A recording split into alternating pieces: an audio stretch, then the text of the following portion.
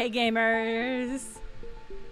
Today's the last day of the demo rally, so if you're holding on to any demo related puns, today is genuinely the last day to get it out. So that's just my warning to you. Also, I got Pitzel. I've been resisting just eating all of these Pitzels since I got them because they're anise flavored, and they're really good. They were so cheap. And I'm gonna go back and get more. I was like, I gotta. Return of the Oberdin is so good. And you are not bad at video games. That is a very hard video game. Or a hard logic puzzle. I guess the video game bits of it are pretty straightforward, but the logic puzzle bits of it are very difficult. My only recommendation is take notes. I'm waiting for my coffee to finish boiling, and then we'll start this game. This is Jusant. We're doing demo rally. I've got a whole bunch of demos left for games that were recommended to me or that I just thought looked good. This is one of them. I've got Nour, I've got Sticky Business, I got Finely Diced, I got something called Street of Secrets, I got something called Astrea Six-Sided Oracles, I got something called Happy Lab. I got something called Vern, The Shape of Fantasy, which seems like a Jules Verne undersea adventure. So we'll see how many we get through. We'll get through as many as we get through. Yeah, the music in this is really good so far, Jusant. Pocky Robot, thank you for the resubscribe. I don't know what we're doing after this. I do not know what game is next on the roster. Oh, but this is just a reminder. So, I mean, Twitter's been broken for months. It's especially broken right now. Actually, let me drop my link tree here. Maybe I should make that a chat bot pop-up. So normally I try to post on Twitter when I'm going live, because that's just it's a good way of getting people in. But boys, it's just like Twitter is just like not super viable anymore. It's just like, it just doesn't function. I saw somebody, I have not hit my 600 tweet limit because I'm just not on Twitter very much. I saw somebody post today that the 600 tweet limit or whatever it's at now, 800 or whatever, does not reset daily. It just seems to be of all time right now, so yikes. But here I'm gonna drop my link tree. This is just my formal request that if you follow me on Twitter, please follow me anywhere else. I'm on TikTok, I'm on Instagram. I wasn't promoting my Instagram for a while because I was just like, this is kind of just for me. But I'm gonna pivot to being more active. Brewmage, I know you already do. Let me think about, yeah, those are good options. If you're not subscribed on YouTube, if you're not subscribed or following me here, that's a good way of doing it. I'm going to be posting more actively on Patreon when stuff happens, and like dropping information here. So I've got like 3 kind of really cool things in the works. One of them I can tell you about right now, actually, is that I've got a sponsorship coming up. I don't know if I can say it's for a game. I don't know if I can say what game it's for yet. They didn't tell me I couldn't, but they didn't tell me I could. It's not Raid Shadow Legends, although, one of these days I'm gonna do it for the bit, but it's not today. The Raid Shadow Legends people are so hungry for it. No, it's for a puzzle game. And it's one that I've actually heard some of y'all people in Discord already talking about, and it's a game that, I'll just tell you, it's a game that Jenna and Sarah from MinMax both played the demo of and loved. They could not stop raving about it. The game is Viewfinder. So, and it's like, it's a perspective puzzle game, which you know I love, and you know I love to play on stream. So I'm really, really excited. We're gonna play that the day that it drops, which is a Tuesday, I believe the 18th, I think. I know, I'm really hyped to play it. Yeah, photography puzzle, exactly. I'm extremely excited to play it. Like I said, I think this was the game that, if you listen to MinMax, Janet was talking about how she and somebody else had a pact to not pick up Viewfinder in their fantasy critic league, their fantasy critic league, because they were like, this one's gonna be a secret hit. So neither of us are going to pick it up because we both have insider information. But then somebody did pick it up, which I think is really funny. Anyway, the game is really hype. And I think it looks really cool. And so I'm really excited that I'm going to be doing a sponsored stream of that. The other two things I can't tell you about yet because nothing's been signed. I can only tell you about this one because we signed the contract that said that this is really happening. So I'm excited, really excited about that. I'm really excited to play that game, and I'm excited that I'm being paid to play that game. That's the dream. It's the dream, baby. All right, I'm gonna get my coffee, and then we're gonna play Jusant.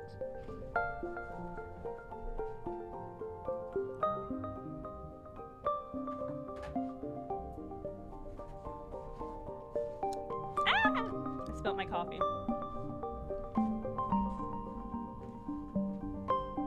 Anyway, like I said, I'm just not gonna be on Twitter as much. I'm still gonna post stuff there when it happens, if I need people to see it, but it's just like, the last post I posted got like 9 likes. And if you think about the percentage of people that follow me on Twitter comparable to the amount of response that got, it's like 0.00001% or something wild. So it's sort of like, well, how much time can I really continue to invest in this platform? We'll see. But I'm working on a video for that. I'm working on a couple of videos that are different from the videos that I normally do. And so they're sort of experiments. We'll see what happens with them, basically. I mean, you literally can't be on Twitter very much now. Like, there are hard limits how long you can be on Twitter right now. It's just like not functional as a platform. But I know, I'm everywhere. I'm on TikTok, I'm on Instagram, I'm on YouTube. The Discord is, so if you subscribe to me on here or on Patreon, you can access to the Discord. And IMO, the Discord is the best parts of Twitter because it's just a lot of cool people who like me. It's just a lot of cool people who post pictures of their cool knitting and their cool animals. And everybody's chill and nobody yells. All right, let's play Jusant. I keep wanting to pronounce it like it is a French word. I do not know if that is the case. Okay. The Discord does rule. I love the Discord. All right. This is the last bite of my pencil. Oh, it is French. Nailed it. I mean, that just looks like such a French word. French maritime term qualifying a period of low ocean tide. Your manatee tattoo is so cute. Your mermaid manatee tattoo. It's extremely good.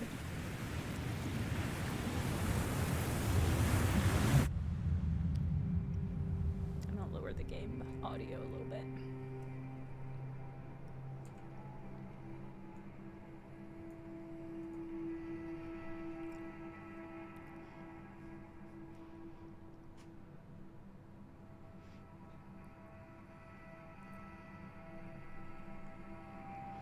This is a really low tide.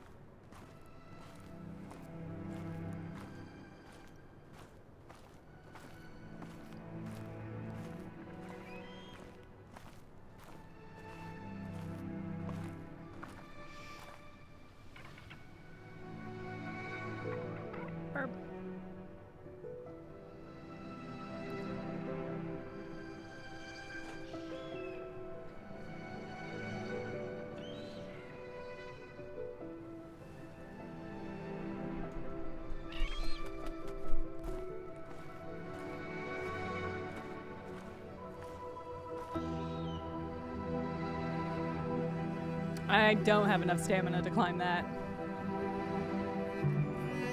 Let's hope there's an overhang I can ascend into.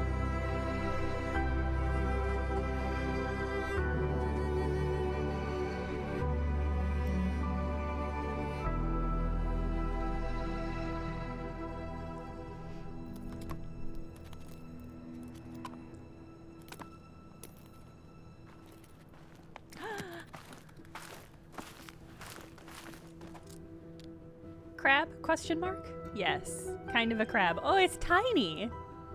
That's smaller than expected. Can summer an air balloon auto build? That's smart.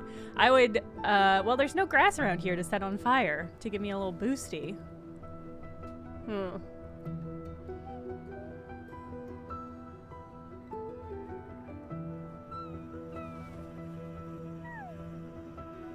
Okay, is there something cute in my bag? Game. I think there's something cute in my bag. I hope it's not a baby. I hope it's a cute animal.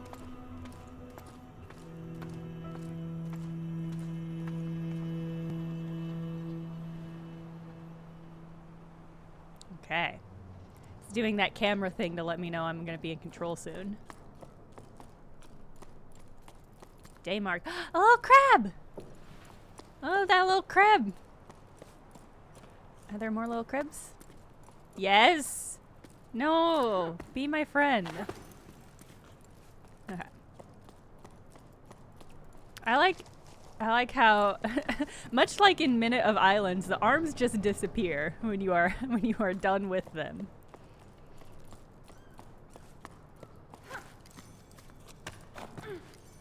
Alright, so this area used to be very underwater. It wasn't underwater enough time for this to be built, and then it was very underwater. Okay. L2. Oh my god! I have to... Okay, the game opened with a note that was like, hey, you're gonna have a better time if you play on a controller, and now I know why. I have to left-right the arms. Fucking Brendan Foddy up in here. I did not read that comment. I should have.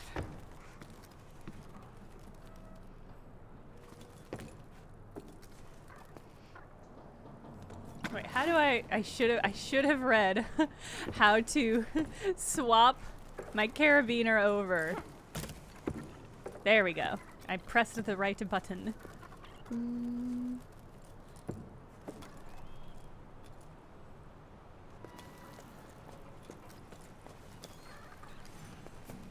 I'm so curious if this is going to be... There we go. If this is going to be satisfying or frustrating. The quap of it all. Is this where we're at with game mechanics?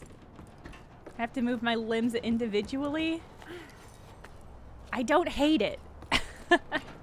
I didn't play much quap.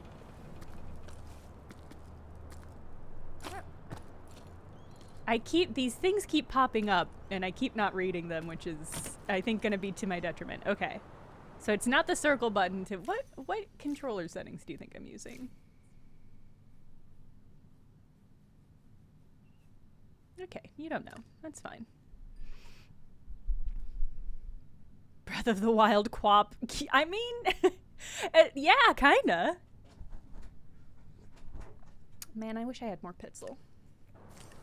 Okay.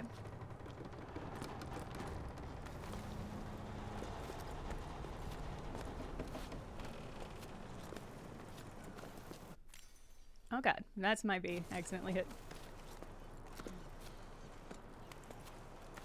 For some reason, when I'm streaming games with a controller, I hold the controller down in my lap like I am cuddling a kitten.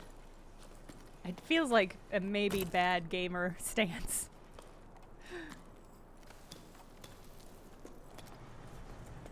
Oh, that's interesting. Okay, so I can adjust my hold left or right as needed in case I need to sort of stretch to get a...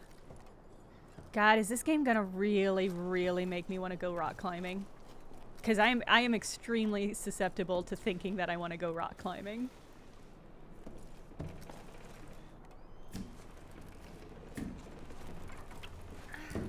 Oh, I heard something cute make a cute sound. Okay. We're gonna have to try falling, because I do want to know what happens when we fall. And not just what Alfred would tell us. 3 small icons represent secondary opinions. If they're full, they're available to use. If they're empty, the pinions are already attached to the wall.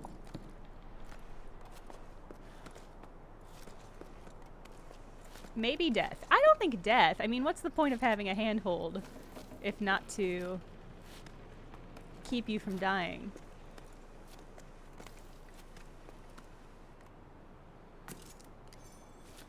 Ah, cool. Ah, see? I'm totally fine. Woo! I bet this is a cool mechanic that you can use to get, like, stuff. Bye, Goth! As an elite gamer, I would just win and never fall, so I must do it on purpose. I mean... Listen, y'all have seen me first try sans glasses a lot of bosses, so I don't know why that's an unbelievable thing.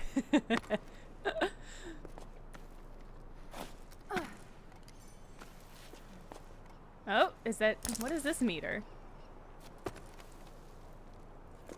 See, there's a hook on the wall there that I feel like, am I not supposed to engage with? That is stamina, god damn it. I thought we were gonna have a fun climbing game. Right hand gauge represents your stamina. Monitor it to keep it from...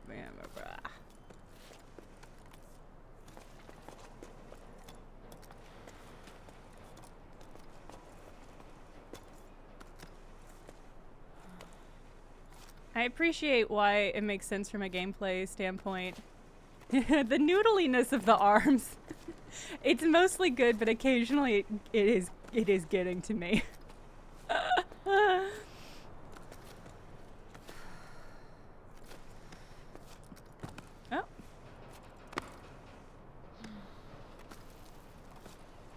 Place a secondary pinion if you'll fall.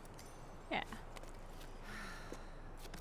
And then I can just loosey-goose. Do I regain stamina when I'm... No. How do I regain stamina, game?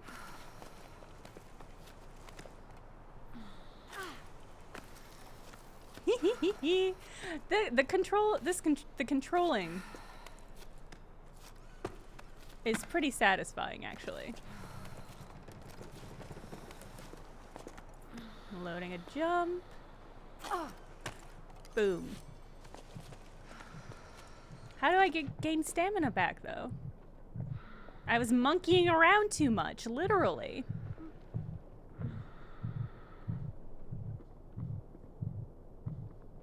Because hanging here doesn't do anything for me. You can definitely rest mid-climb. There, press left stick. I see. There's a button prompt on screen. Okay, but my overall stamina has decreased. Interesting.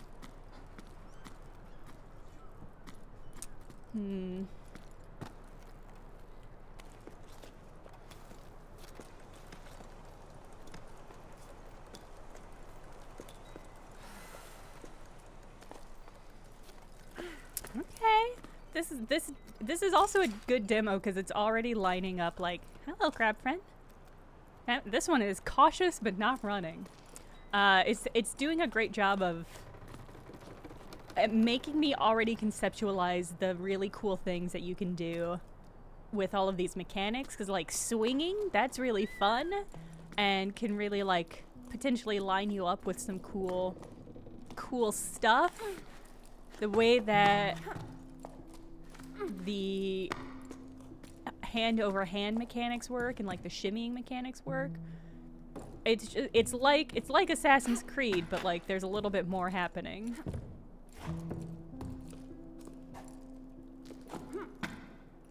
Whoop.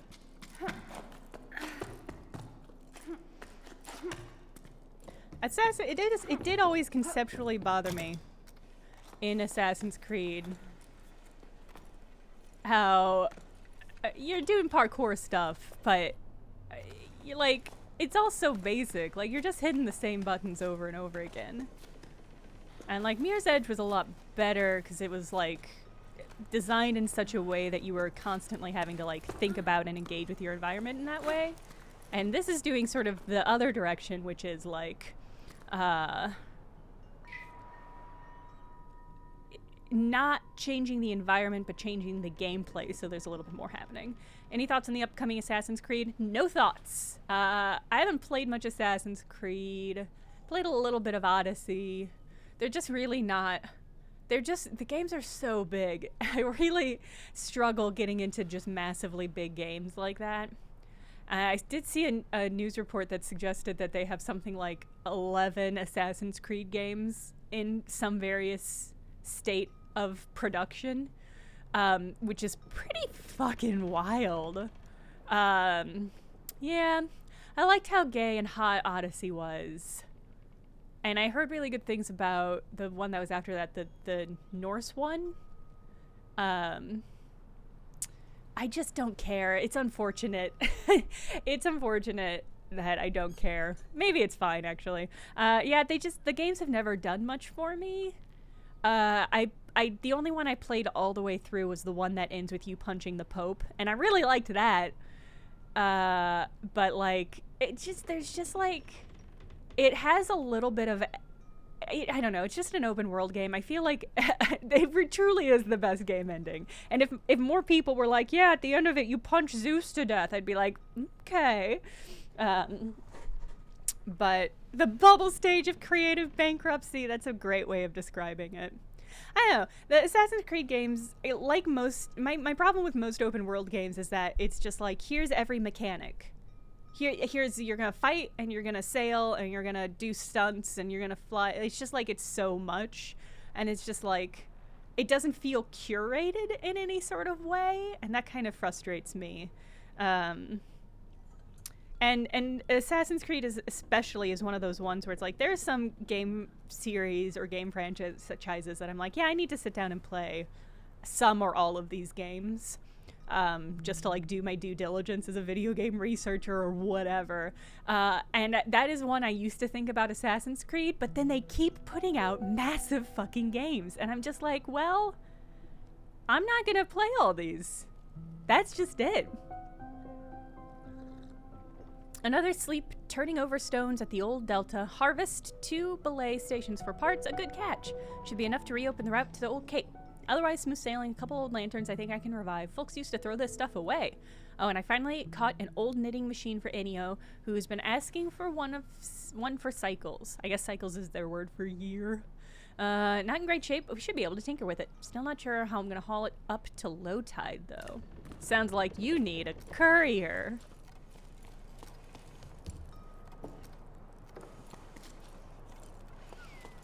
Birth. I've not heard about Birth. So cute, creepy point and click. Is that out now? I'm glad you like my comment. I will now spend 10 minutes coming up with 20 new zingers to meet obvious market demand. I mean, that's one, so you only need 19 more. All right. Am I going down? Bye, Geo. How do I get over there? How do I climb on that thing that's swinging? It's part of the Steam Summer Sale. Okay, we'll have to check it out. Oh, yes! Fun. Alright, let me go down a little bit. Ah! Uh-oh!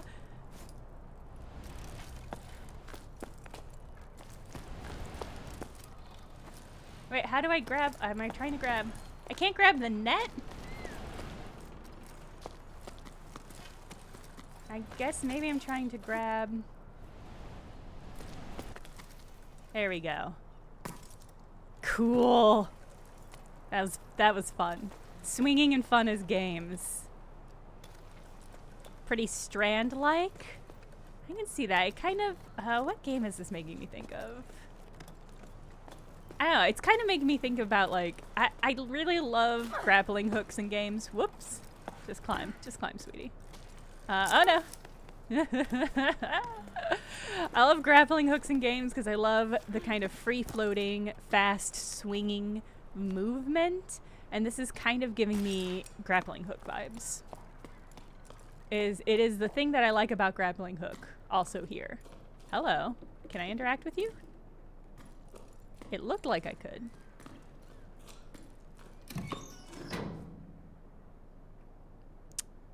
What?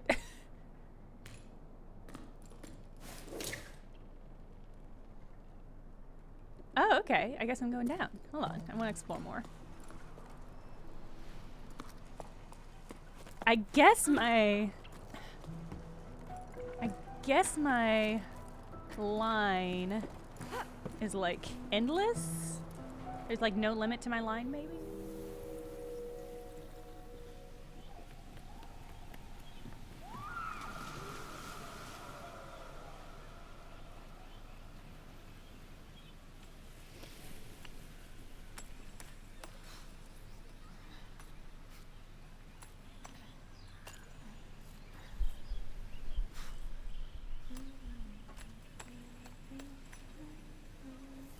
Burbs.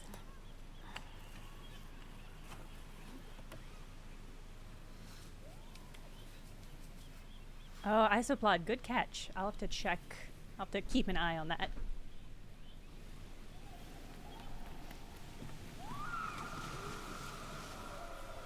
Am I hearing memories?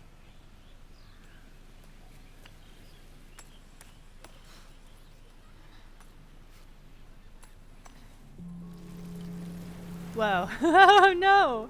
That's not supposed to happen with shells.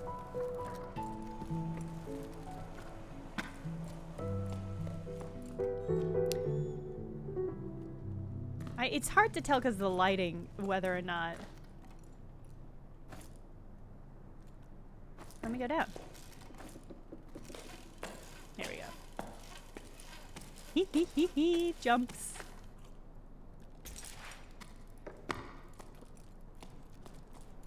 Oh, did I just do a loop? God damn it. Where am I trying to go? Did I open a shortcut?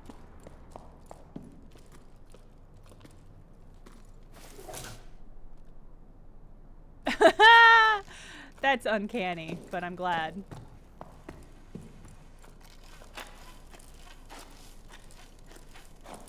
Awesome. I love it. There's a ladder by the dissolving shell. Okay. I want to get into this movie room. Yeah, this giant super visible ladder. Is that the one you're talking about? Just too excited about the burbs.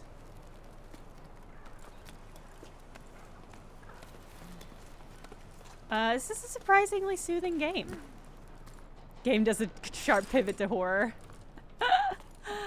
I mean, you know I'd love that.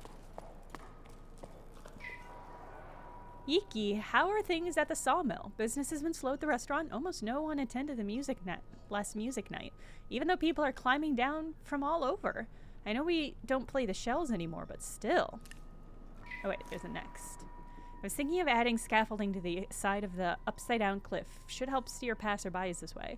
I miss seeing a packed patio. Can you take care of it? I checked with the low tide and everyone agrees.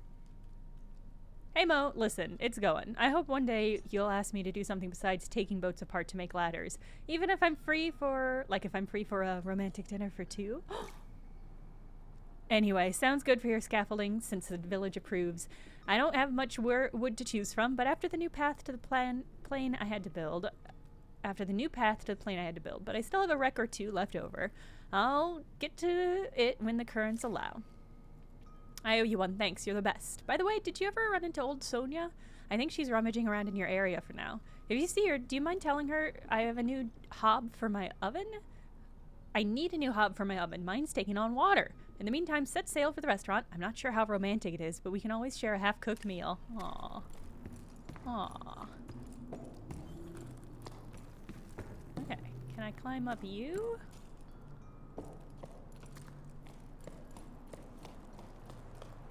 Oh, hello. There's a marking on this wall. Oh, we're already at the half-hour limit. That happened so quickly. This very, very fun game. I'm gonna just do a little bit more swinging. I want to know if I can grab onto... Okay, I guess I can't.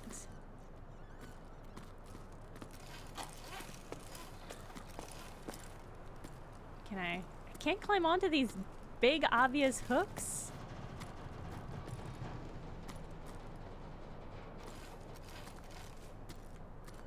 Huh.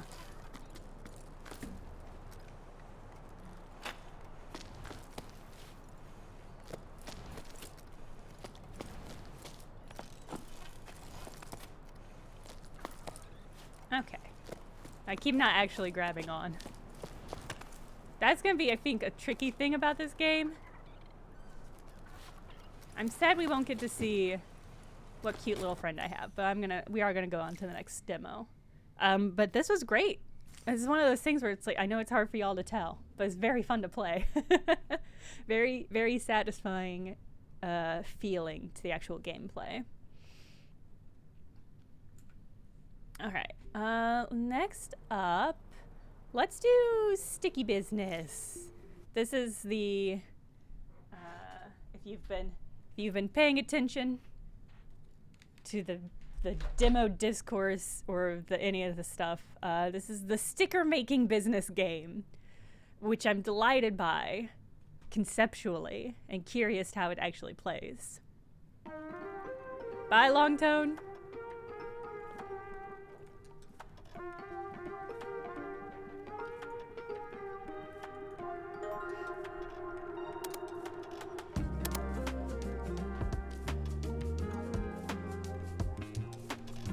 Streamer settings.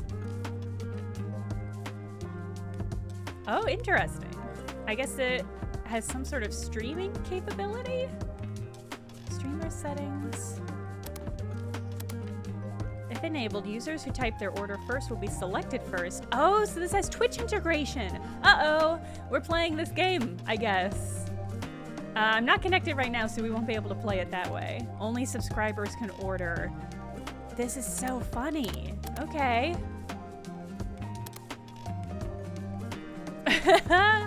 That's delightful. Okay. All right. Support us and go. Okay.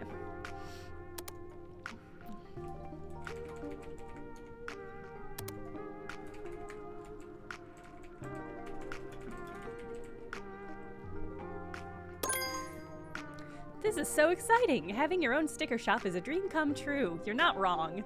Let me show you around. This is your desk. Here you will find everything you need to run your shop. Listen, when the game comes out officially and I pick it up and we play it, we'll do Twitch integration stuff. But I'm not fussing with that on air. We'll just have to do it another time. Let's move to the creative corner and design a sticker to put in your shop. Boom.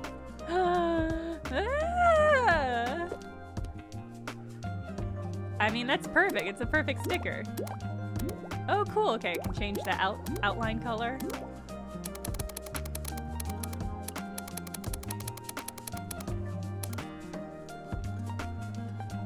Okay. I love how many games this season are just like Canva likes. Gamified Canva.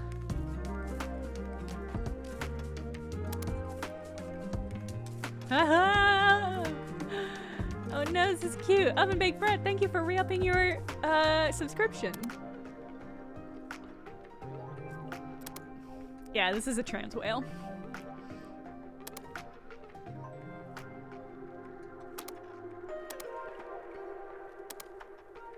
These are so cute.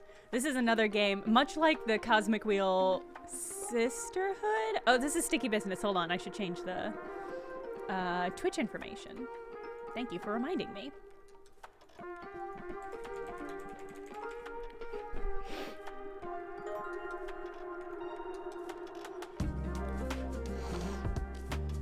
Okay.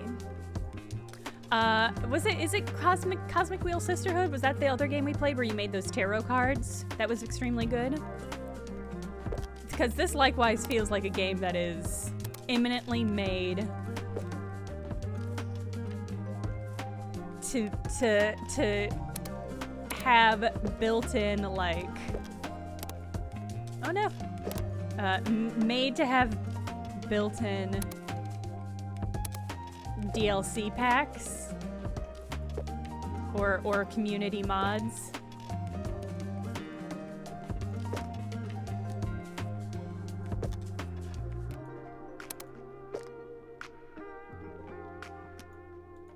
Can I have another?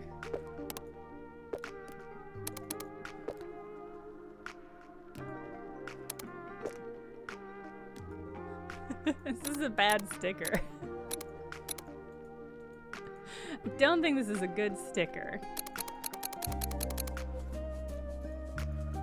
But it's my sticker, darn it. You can save your stickers to your desktop and share it with the world. Oh no! Someone to share with the world. If you don't forget to tag us. Ah!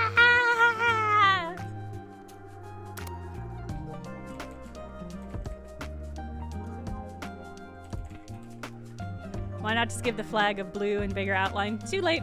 Boom. First entry for the Jenna merch store. You're right, we should make teeth stickers in this service. I am curious if this is going to be like, because like if you play that t-shirt game in Jackbox, you can order those t-shirts. I'm curious the extent to which you'll be able to like order the stickers you could make in this game. This clock over here will show you how much time you have left today. Creating stickers, printing, packing, and sending will take time. Always keep an eye on it. Now that your sticker is online and ready for the world to see, let's wait until tomorrow to see if we get some orders. 0 sent, 0 open, 0 failed, 0 late. No money. That, Emmy, that would be incredible.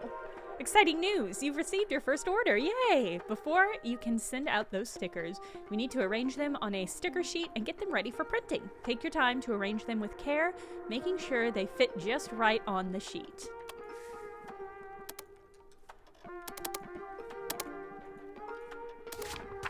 Drag and drop your stickers onto the sheet or simply click them and they will automatically find a place on the sheet. Click on the sticker on the sheet to rotate them.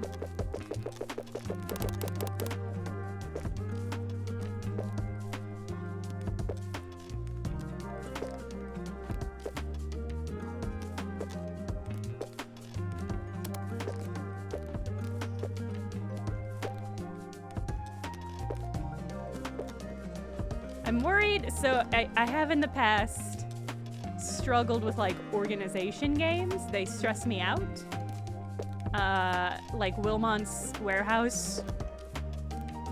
I just could not play because it was such a stressful experience, and it's just because like, why is this one? Ah, I see. There we go. I don't want to have a misprint sticker sheet. I could never. Because organization games hit the part of my brain that wants to be organizing in real life, and so when I play those games, I'm just like, I should be actually organizing my actual human space and not playing this game. I don't know why it does that in a way other games. I loved Wilmot Warehouse, but that game was a downer. Did that game have a plot? Or are you just saying like conceptually it was a downer? Because that I think is fair. Ha! That printer was so cute.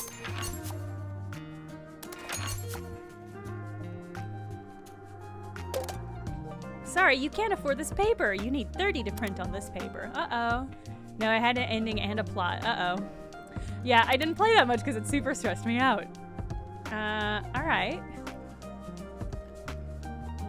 How do I...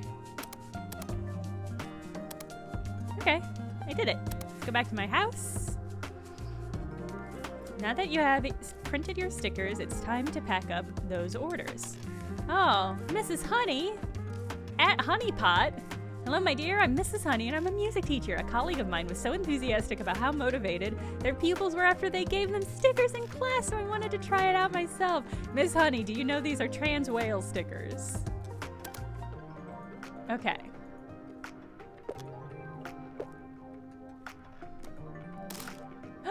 Oh, it's so cute! Oh no!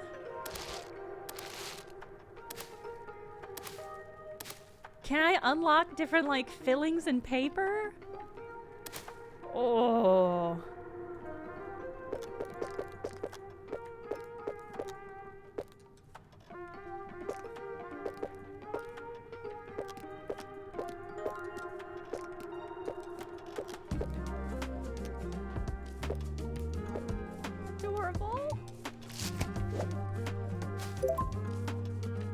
You have packed all your orders for today. Let's go back and bring them to the post office.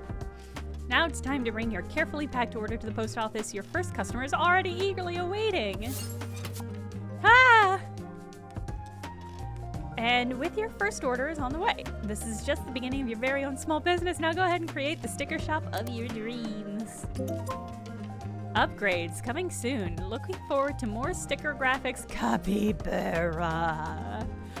Jam. Some sort of unnamed goose. Buy extras to put in your package to make your customers even more happy. Oh! Ah! Packed all your orders for today. Okay, I will make another sticker.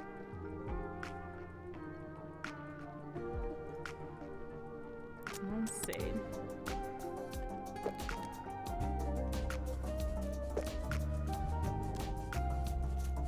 Hold on. There's another sound source making my audio unpleasant. I hope that you can unlock, like, the alphabet. Oh.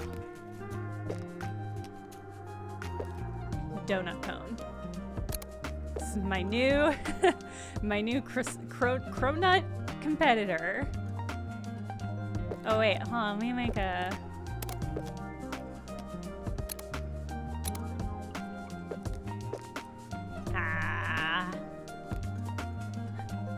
Conut? Yeah, it's a conut.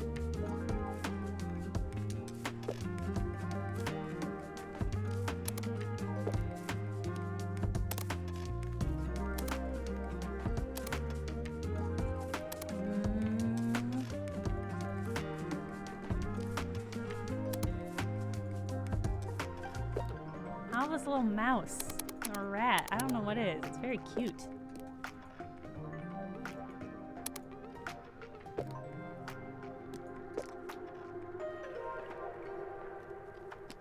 It doesn't really fit. We're gonna go to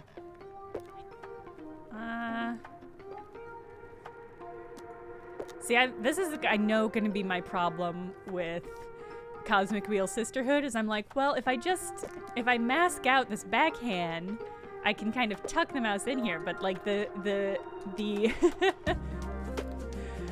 the quality of the interface that I know I'm gonna have to work with is not gonna be sophisticated enough to do that. I worry that I just use Photoshop too much that I'm gonna be saddened when I can't do everything that I want in it.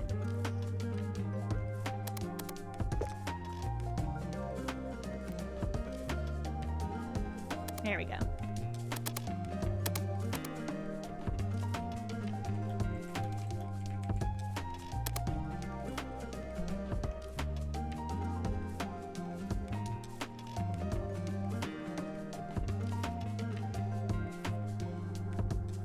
Girl gamer boss baby Bjorn, that's nightmarish in its accuracy. All right. Wow, I had such a full day. 1 cent, 0 open, none failed, none late. Wow, I spent a lot of money making stickers, huh? Oh. Perfect shop to fill up my craft corner. Oh, you want 2? Okay. Oh, I understand. How many did I give that? How many stamps did I give Miss Honey? Did I give Mrs. Honey way more stamps than she asked for because I wasn't paying attention? Oh, I'm so bad at this. HCam42, thank you for the Prime subscribe. This person only wants 2. I guess maybe these are symbolic of the whole sticker sheets? Think about how happy she'll be, I guess. How much is all this, what is it, Raffida? What is this called? How much is all this costing me for 2 stamps? Yes, I've got to print out some my bestseller Donut Rat.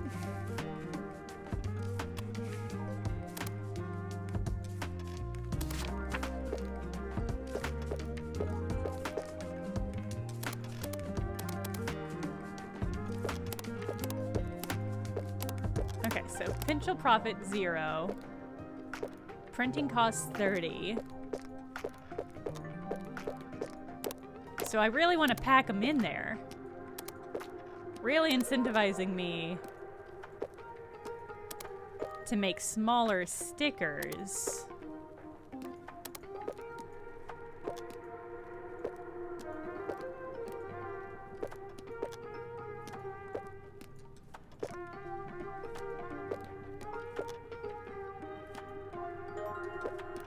I've got real baker brain about this where I'm like, what's the maximum number of cuts from a cookie cutter I can get?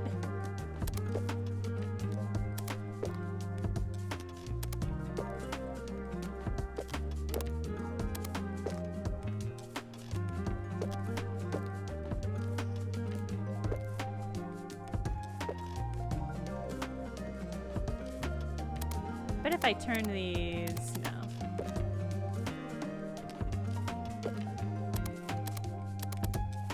All right, see? Yeah, that's great.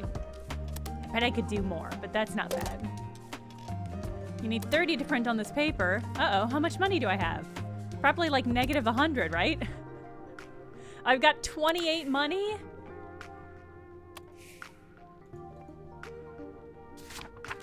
I can't print on it. Oh no, I'm gonna fail this mission. Just Atlas, wait for me. Atlas, I'll do it tomorrow. Oh man.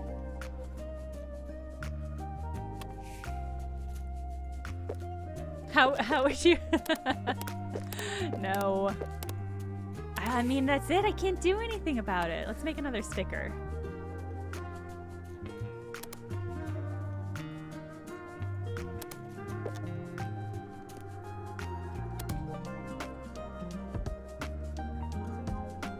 Gold stars, it's so true. I was born to make quality, not quantity.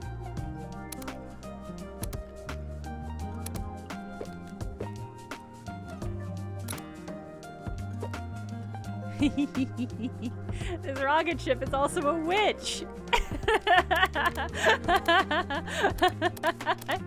I don't know why this tickles me so, but I'm really delighted by it.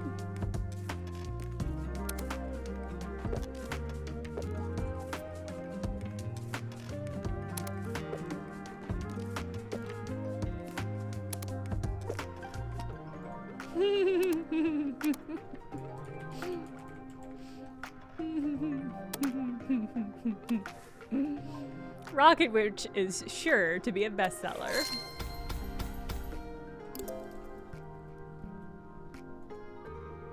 I got 12 money, now I can print.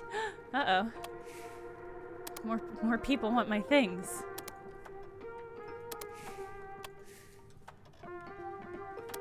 All right, Atlas, I'm gonna come, we're doing, but I need to do, man, everybody wants Rocket. Okay, found your shop, it's super cute, looking forward to all your sticker creations. I also have a sticker shop, but I'm going for a different style. I'm a fan of mushroom stickers, I need more of them. Okay, so this person is trying to encourage me to make some cute mushies. Turbo Teen Utena! What an insane composure of words that just was.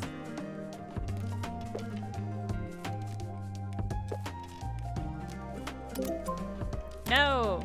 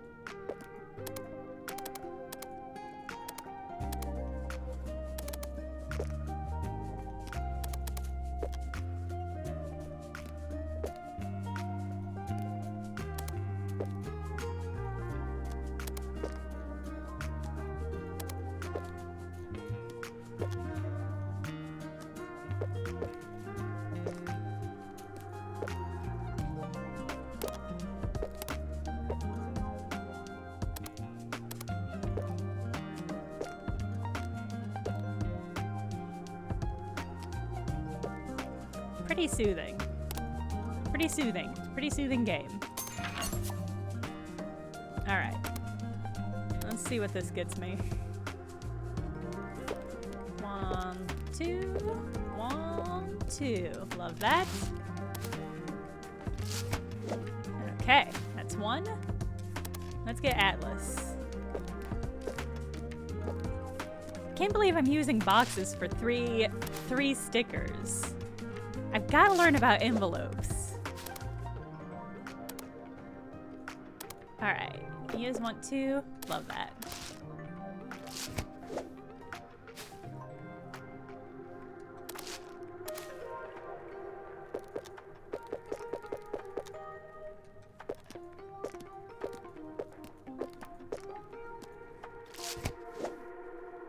There we go. All right, packed all my orders. Go to the post office. Boop. Ha! Should partner with a real printer to make actual stickers. Busted, that's what I'm saying. They gotta do that. It feels like such a good low-hanging fruit. Ha! All right, I'm in the yellow. Miss Honey's back. Good evening, my dear. I tested my new stickers and my students are now working really hard to receive one as a reward. Mrs. Honey, all of your students are trans and or marine animal enthusiasts. The 2 genders. Okay. Oh, Carlos wants 2 more? All right. Okay. I think I'm going to call it for this demo. I'm extremely excited to play the full game on this one because it's just really satisfying. Yeah, I am also putting confetti and paper in the boxes like the stickers are fragile. It's a good point. It's part of the aesthetic, like Lady Thor. Yes, yes. Pokemon Snap stickers. Oh my god, you just made me time travel in my brain. That was a classic, absolutely classic time. I do. This is delightful. And I look forward to playing more of that full game with Twitch integration.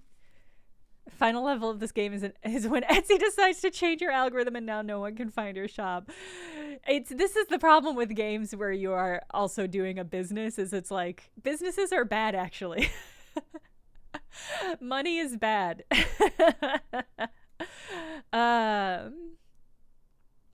Okay. That was sticky business. Okay, so I've got, let's do Nour. This game is called Nour Play with Your Food. So it's some sort of, I don't know, some sort of food game, I guess. It looked interesting to me. That was how I decided. And I think I heard 1 or 2 people recommend it. So it kind of looks like the the main image for it is a bunch of donuts. So I can't help but feel it is referencing the Blender donut tutorial, of which is known and loved in the Blender community.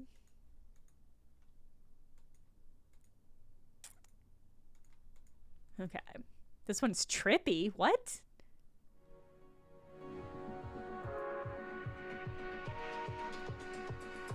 Let me see if it'll let me adjust the size.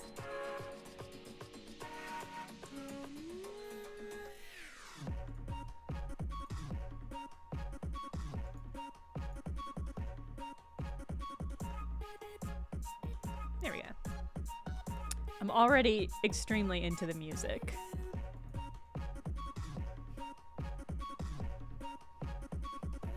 Yeah.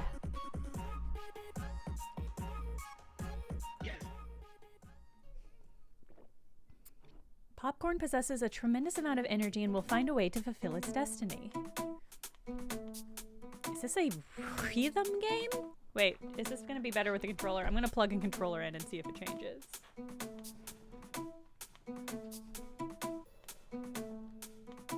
Yes, okay, this feels like it's gonna be easier with a controller.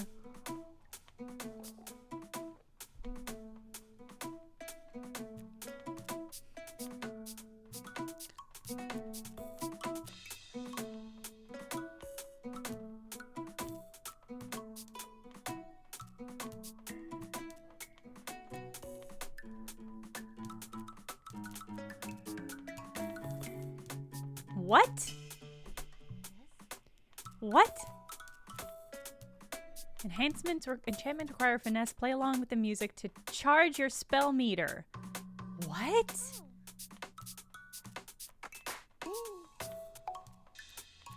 I'm at full power now that the spell meter is charged. Press to cast your spell on all foods at once? Oh, L2. Hold on. I'm fucking this all the way up. Hold on. There we go.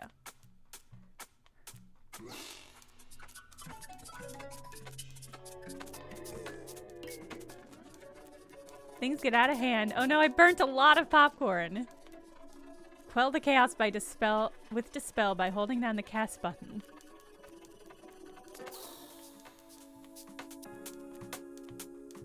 Let's try that again. That's terrible.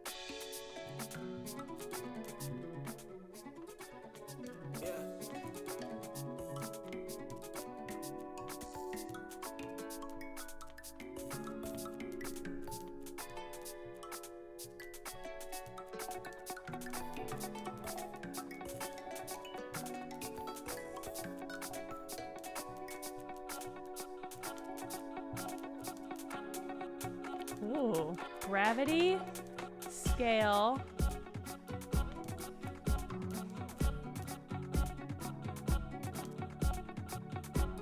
Dance? What is dance? Let's do dance.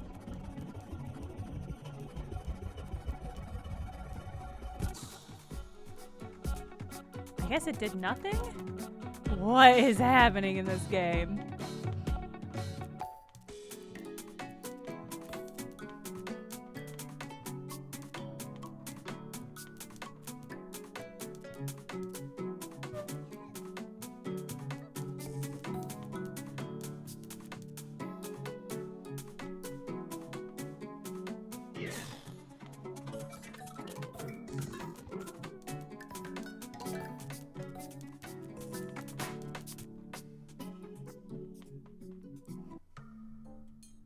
Bye, Corvus Punk. Have good demo. Or have good, brunch. This game's fucking weird, and I'm really into it. The only way to bring light and order to the world is to grind it down and transform it into something new and odd.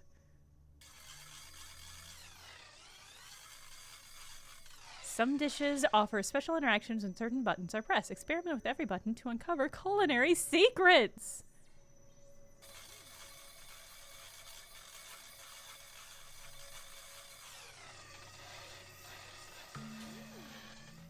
Whoa.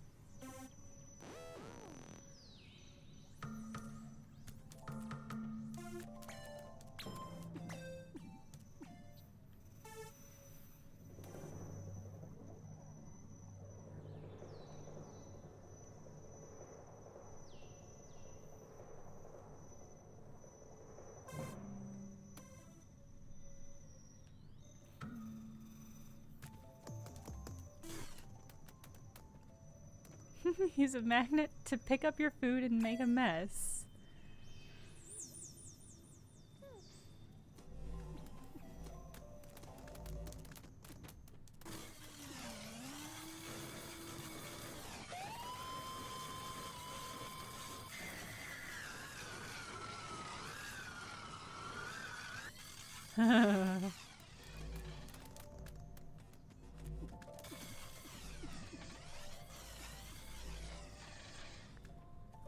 This is so weird.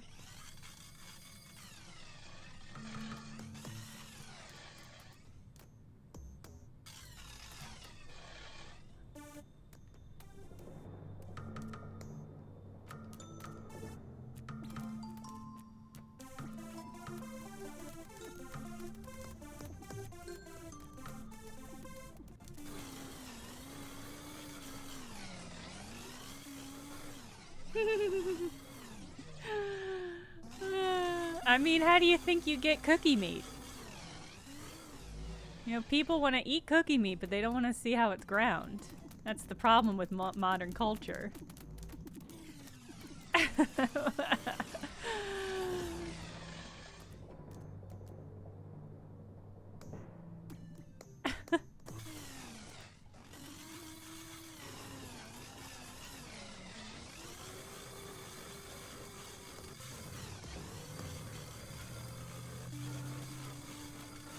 I don't think it's grinding these meat cubes at all. Maybe it's too full of cookie.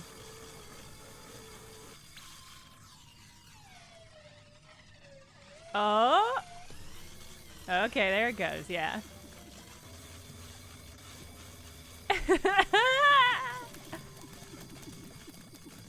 This game is in no way like, but gives me a similar feeling as Nobi Nobi Boy.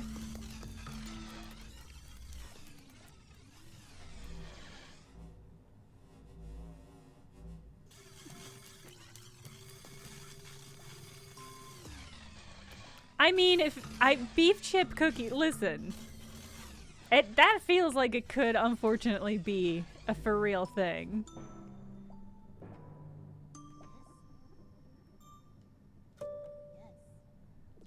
Size ray gun.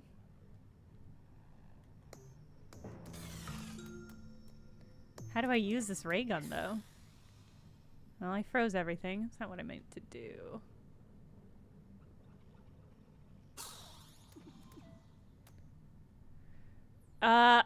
Listen, the experience of playing this is probably way different from the experience of watching it, but I'm gonna level with you. I don't think it's that different, because I kind of know what buttons I'm pressing.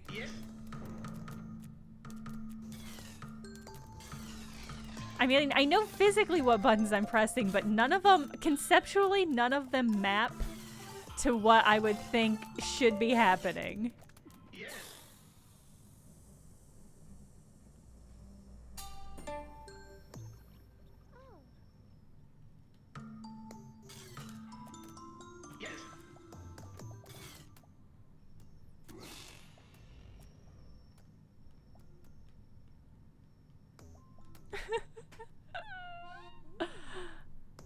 I was hoping dance would do something.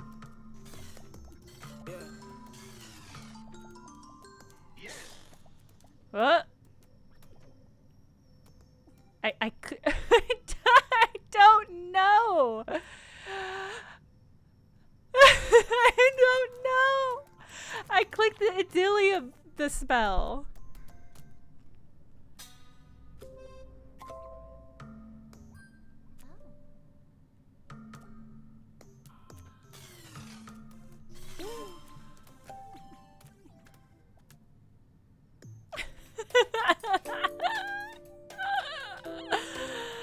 This is so weird. The noodles will obey any reasonable command you give them. Each button creates a food.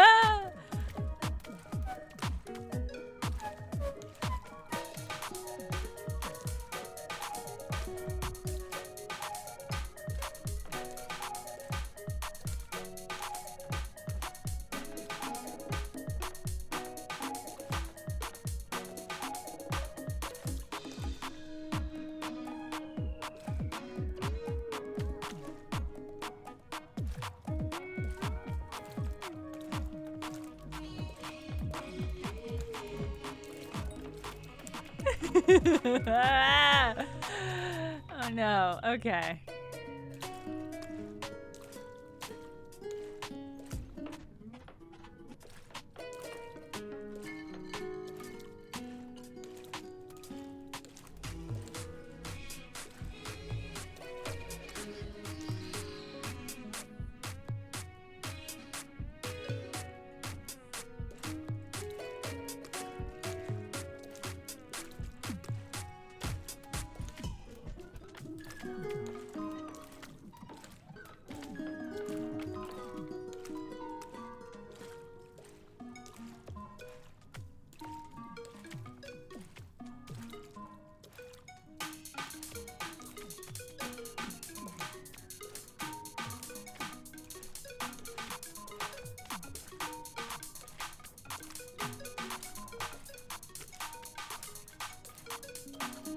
I like a lot of green onions in everything. Ooh, gyoza. In my ramen? Heck yeah.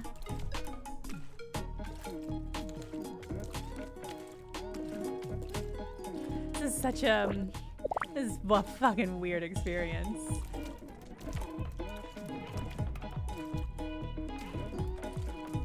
I don't know how to use these tools, which is a problem. Oh, there we go. Okay, I just hadn't selected.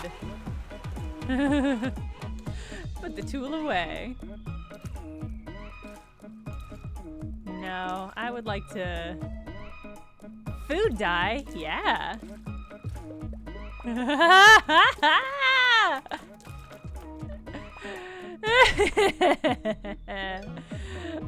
Bye, Sexalia.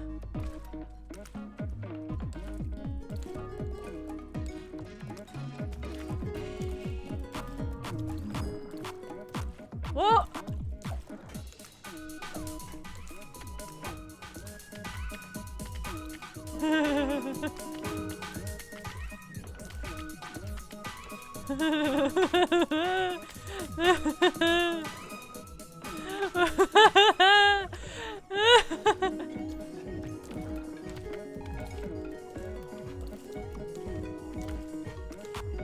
The music does seem to be changing a little bit. I don't know what triggers it though. I don't know what's happening in this game, chat. I'm sorry, your questions are good, but I have nothing for you.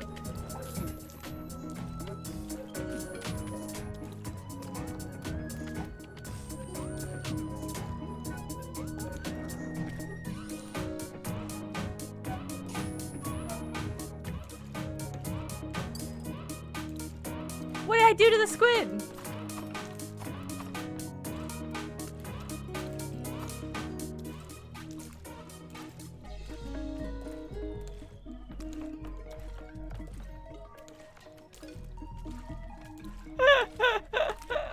I think the squid became meat, but I don't know if I did that.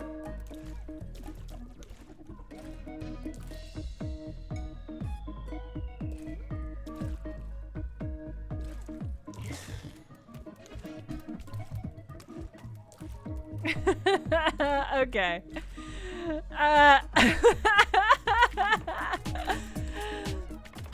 I'm gonna leave this game. But I'm so delighted by it. What was any of that? What was any of what just happened? I don't know. I desperately am excited about this game. What the fuck was any of that?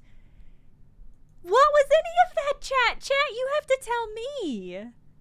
Holy cow. That was incredible. Oh man, that was so surreal. That was so weird. It was so great. I can't wait to play more of whatever that is.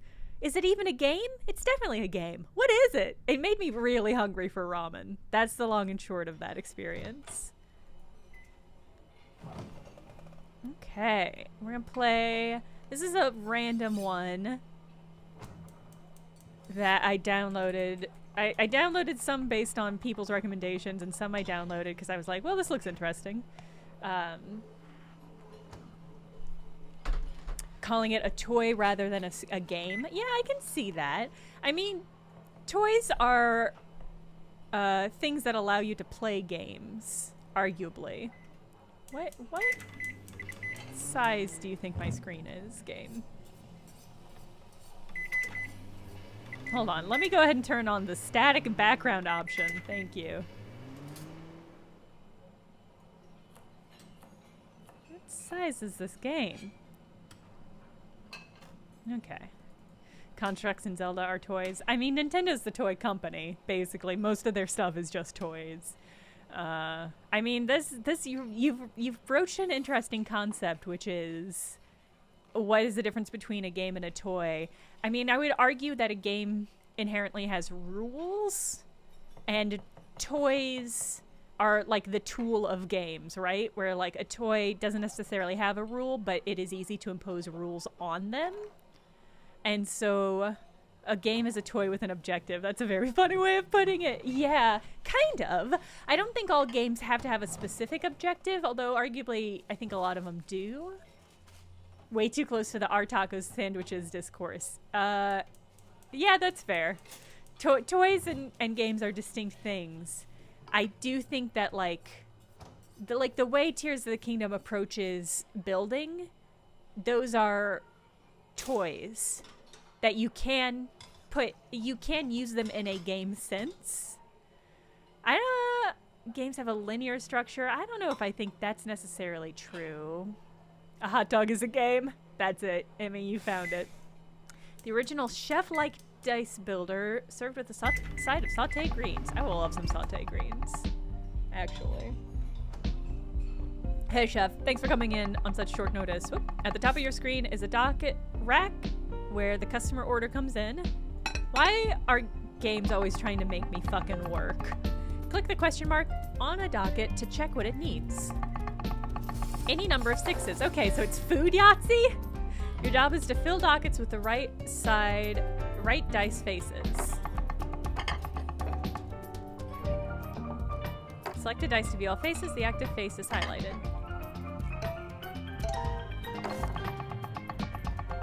You have to serve one or more dockets every round to continue, even if they're wrong.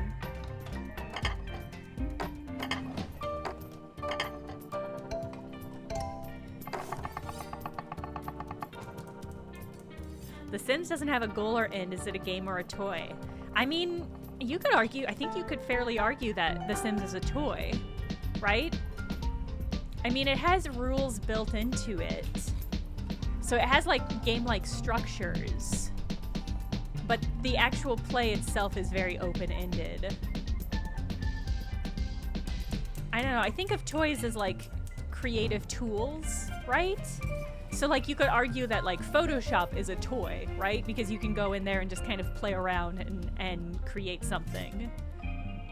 But we don't think of, because they're productivity software, we don't think of them as toys. But we've played 2 demos in these demo rallies that are basically Photoshop but as toys. So Sticky Business and Cosmic Wheel Sisterhood both use these productivity tools as we think of them and reconceptualize them as toys within this game structure.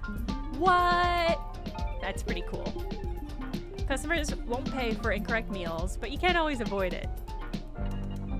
2 of the same kind? Oh no!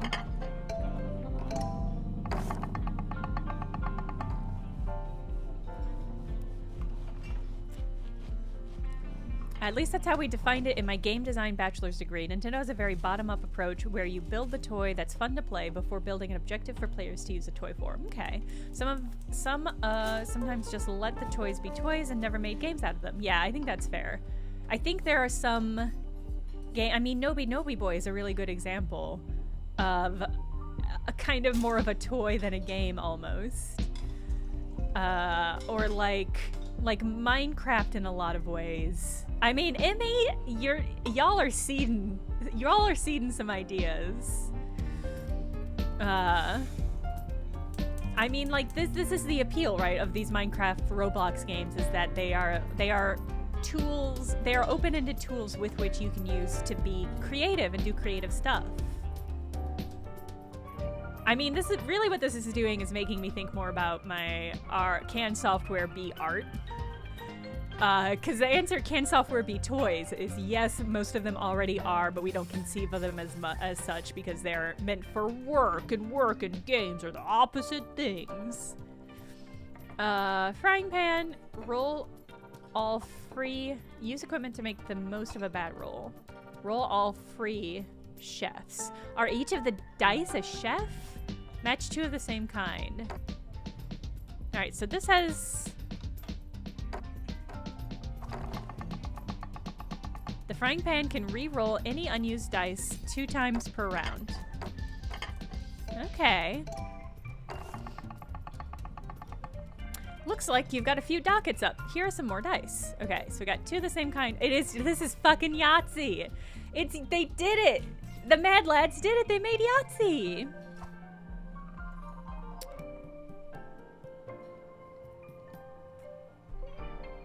Okay. I mean, Legos are a great example, right? Is like, Legos are a toy. You can make them into a game by adding like structure and rules, but like they are essentially toys.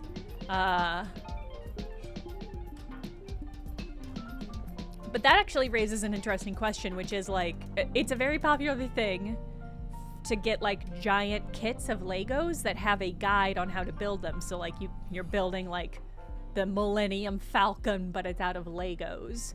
Is that a game? Is that a craft? At what point does the line between a craft and a game, as in with Sticky Business, at what point is that line basically non-existent or overlapping so much that it's hard to define it as one or the other? The difference between crafts and toys is dangerous. I mean, I think you could argue that crafts are just toys that is acceptable to play with as adults. Or maybe not, because I mean, like, I don't know. Because like a difference, like if you conceptualize what the difference between a craft and an art is, I would argue an art involves more creative choices. Whereas like a craft, sometimes it's more like, if I'm following a pattern for a knitted sweater, I don't think I'm doing art, I think I'm doing a craft. If I'm like freeform knitting or creating my own pattern for a knitted good, then I would perceive myself as making an art. And so like, yeah, the toy work seems more experimental. Yeah, that's kind of what I'm thinking is like, like a game is a game. A game is to craft as toy is to art. Did that just make sense? Where it's like there is a spectrum of like guidance and structure and rules, and art and toys, I would argue, are on the farther along the side where there's fewer rules and less structure, and so the things that you're creating are more experimental and more playful, arguably. Whereas like a craft and a game generally involve more structure and more specific goals for what you're looking for, right? And these are very broad, so obviously there's a lot of minutia in here. Yeah, structured challenge you're trying to overcome in some way. Yeah, arguably, or not even that, but like, well, no, I guess that's a pretty accurate, ugly painting, that's a pretty accurate breakdown. Craft is productivity for non-productive ends. I would disagree with that. Because I mean, a lot of craft is very productive. I am actively knitting a beautiful sweater right now. And like that's extremely productive, and it's extremely a productive end, right? Because I'm gonna end up with a sweater and I'm gonna wear and be like, yeah, I fucking made this. But I wouldn't argue that that's an art because I am using somebody else's structure. Whereas like if I am making a game, I would argue that's an art because I'm deciding what the structure is, and I think there is a kind of art into conceptualizing that, right? That's the art of game development. And what's the difference between following a teacher to learn how to draw and following a guide when doing embroidery? Is that still an art and a craft? I mean, it's a good question. I don't know if I have an answer to that. Like, if you're learning to draw, I mean, if you are learning how to do it's a really good question. I mean, if you're following a guide when doing embroidery, I mean, there is historically art was what you're describing as craft. Yeah, that's fair. Yeah, I guess that's fair that our modern conceptualization of art and craft are different from what they used to be. That's definitely fair. Like learning from masters to draw Jesus. Yeah. It's such a very specific example. Arts used to be learning how to draw Jesus. Yes, Shark, I would agree with that in a way that I think we don't necessarily think about enough, is that learning and play are very close. I think that's extremely true. I've been starting to do... I hit this point where I was like annoyed at how much time I was spending on my phone, and we all need to return to drawing Jesus. I was annoyed with how much time I was spending on my phone doing like social media stuff in a way that was just not really fulfilling. So God help me, I re-downloaded Duolingo, and I've taken back up just like fussing with Duolingo, because that provides me this feeling of productivity. And it makes me feel like these minutes that I am wasting on my phone have a productivity to them that is a very satisfying kind of productivity. Like, it's not like a commercial or labor productivity. It's like a personal improvement productivity, which I really like.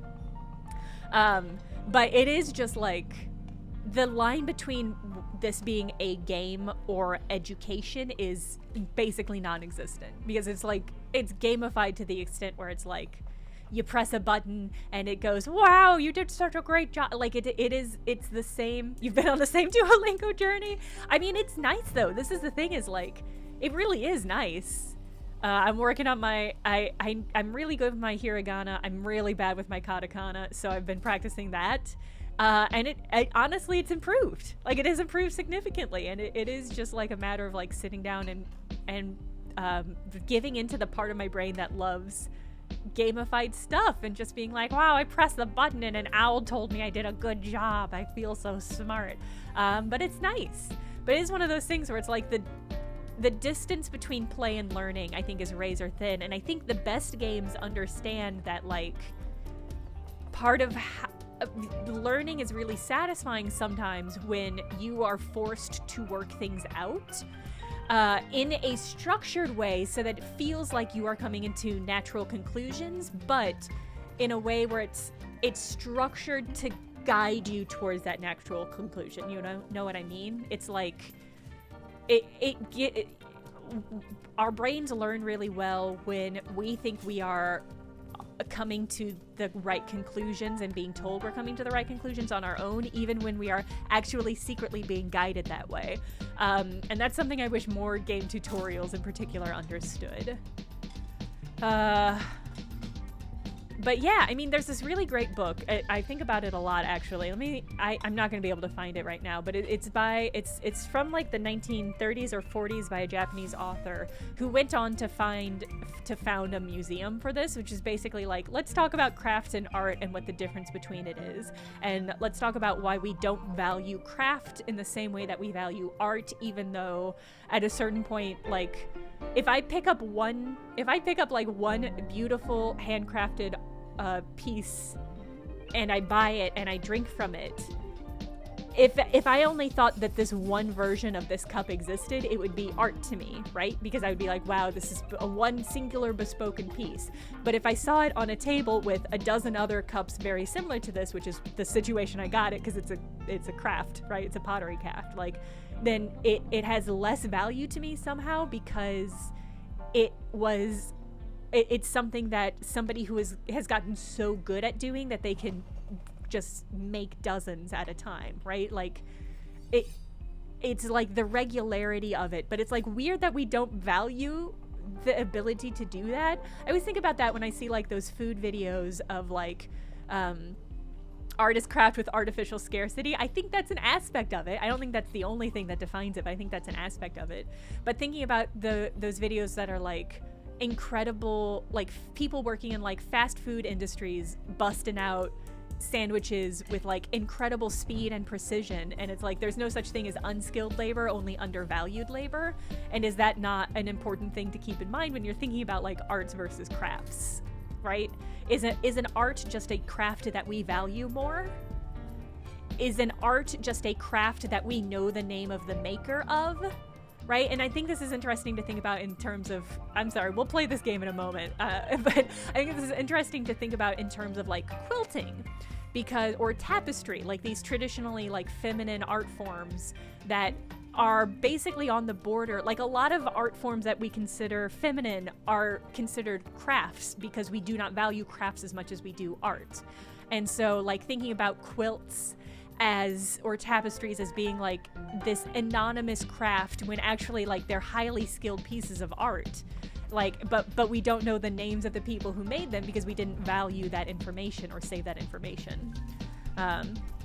Yes, well, that's true, right? Like, you have people who make art quilts which are like there are quilts that are meant to be like hung on the wall.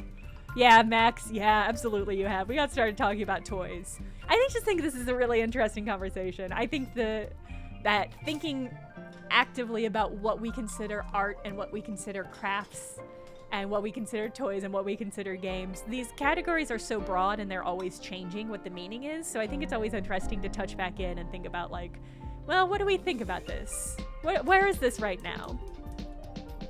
Is art something that's made but isn't practical? Is that how you distinguish from crafts? I don't think there's a single rule that you can put down that defines what an art is versus a craft. Because I would consider, these are beautiful, look at these beautiful cups that I got. Like, I would consider this a piece of art. And it's a piece of art that I get to drink from daily, which is pretty cool. That kind of makes me feel like a monarch, right? Where it's like, I just get access to these beautiful things, right? Is art defined by like the beauty of a thing that you love?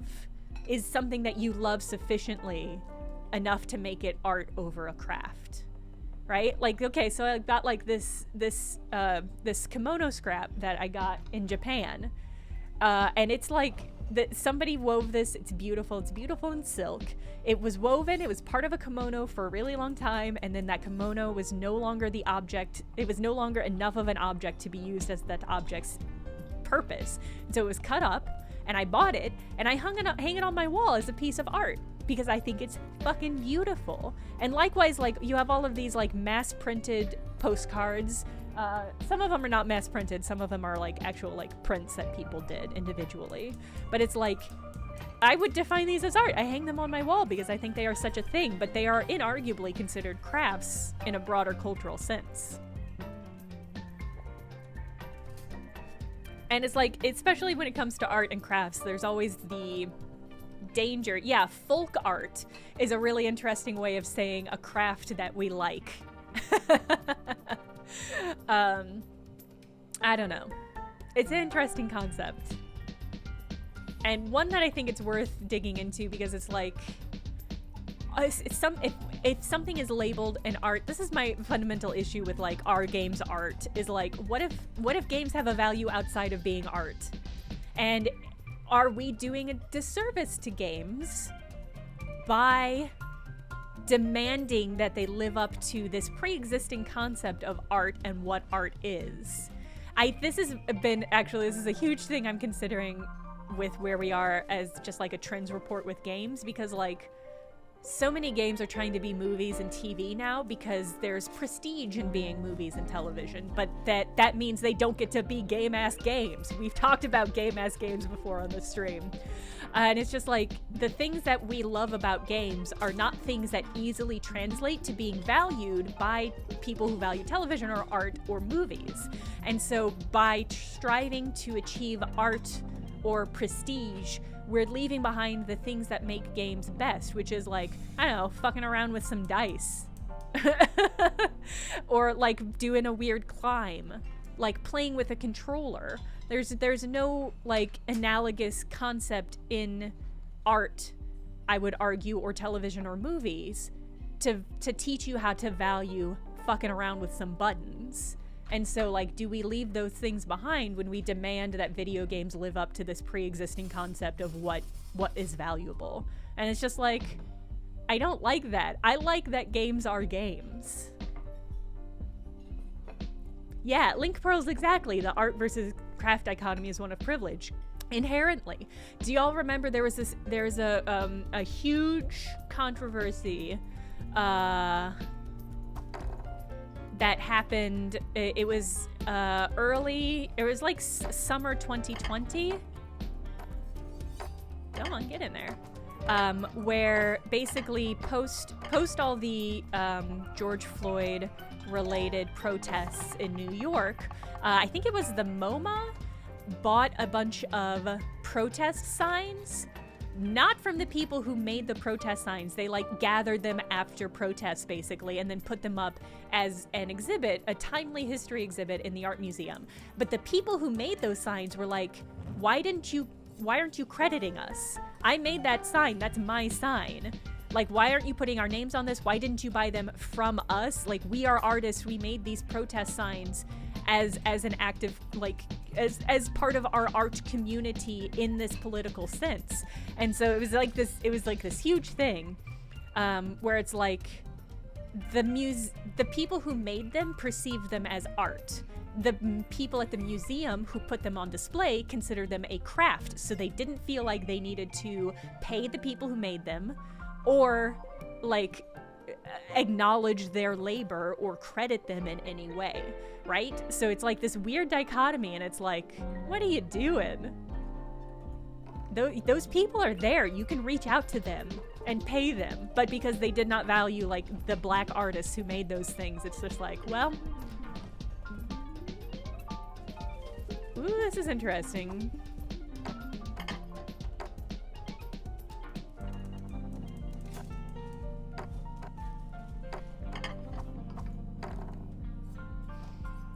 Okay, one last thought. Maud Lewis was a really underappreciated, impoverished folk artist in Nova Scotia throughout her entire life, but surrounding herself with her art in a unique way in her home.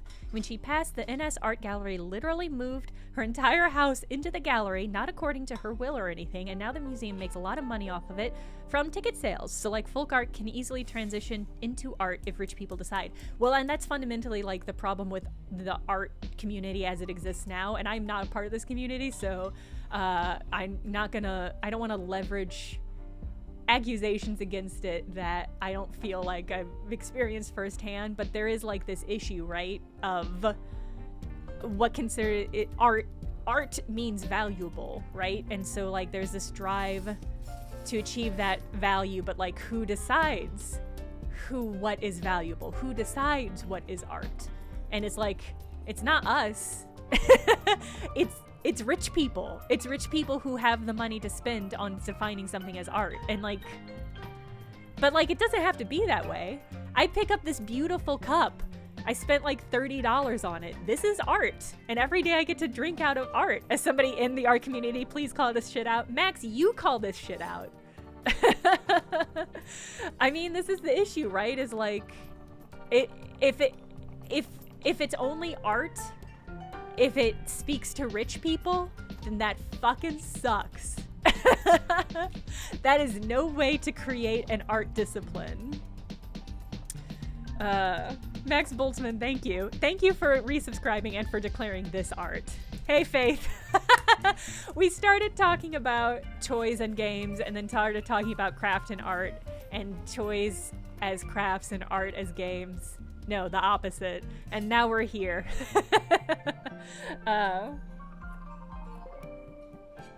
Yeah, it's slowly drifted. Because Nour is a toy. Yeah, I think Nour is a toy. Maybe. I mean, maybe. This is the thing, is like that was a demo and we played 20 minutes of it. So maybe there's more structure in it later. But who knows? Oh, Frankie is art. Thank you. Thank you.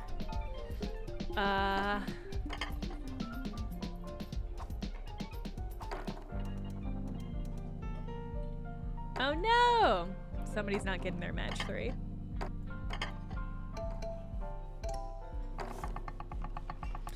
A rich hot dog is a game and a blue color taco is a craft. I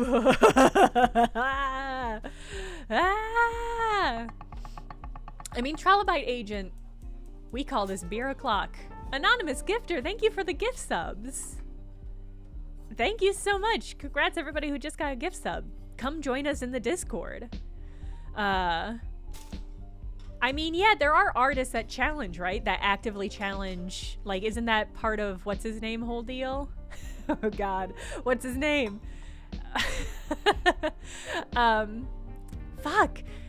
I can't remember. Somebody has to know who I'm talking about.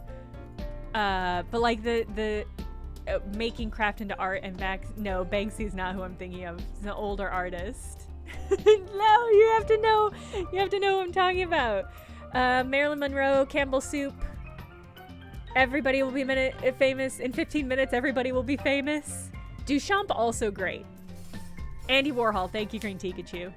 Yes, Andy Warhol, that was the one. Thank you, everyone. Thank you, chat. I was hoping you would just get it without me having to give any specifics.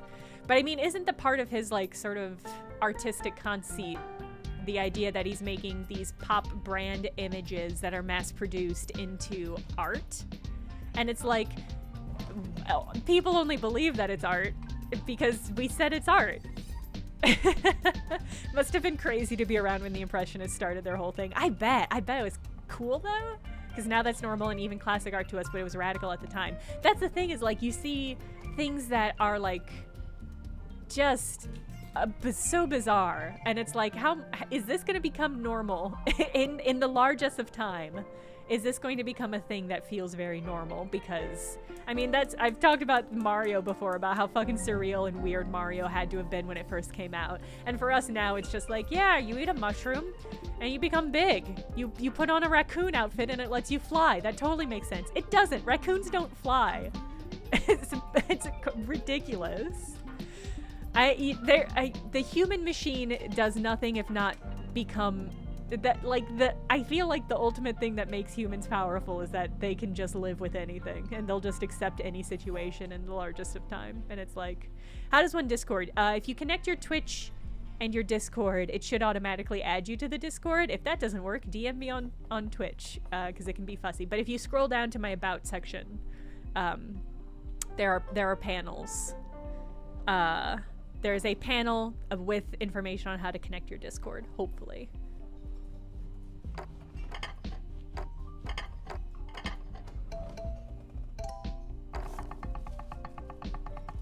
Games taught me that jumping on something's head killed it. It's just like stuff like that, which we totally take for granted now because they've been a part of the game's structure for so long. We just become immunized to how fucking weird it is. But games are so fucking weird. And it's one of the things I hate most about like the drive towards a physics-based gaming ecosystem is that you lose out on those weird choices. So if the only way to kill something is with a gun, that's so boring. Let me do weird stuff. Yes, explosive. I know it's a tanuki and they're blah, blah, blah, blah, blah. But you have to appreciate from like an American audience when it arrives. I have to assume it also for the Japanese audience, there's a way in which that has to be very weird. Game literacy is real and learned, etc. Yeah. If a game doesn't have double jump, I hate it. Okay, just two at the same time.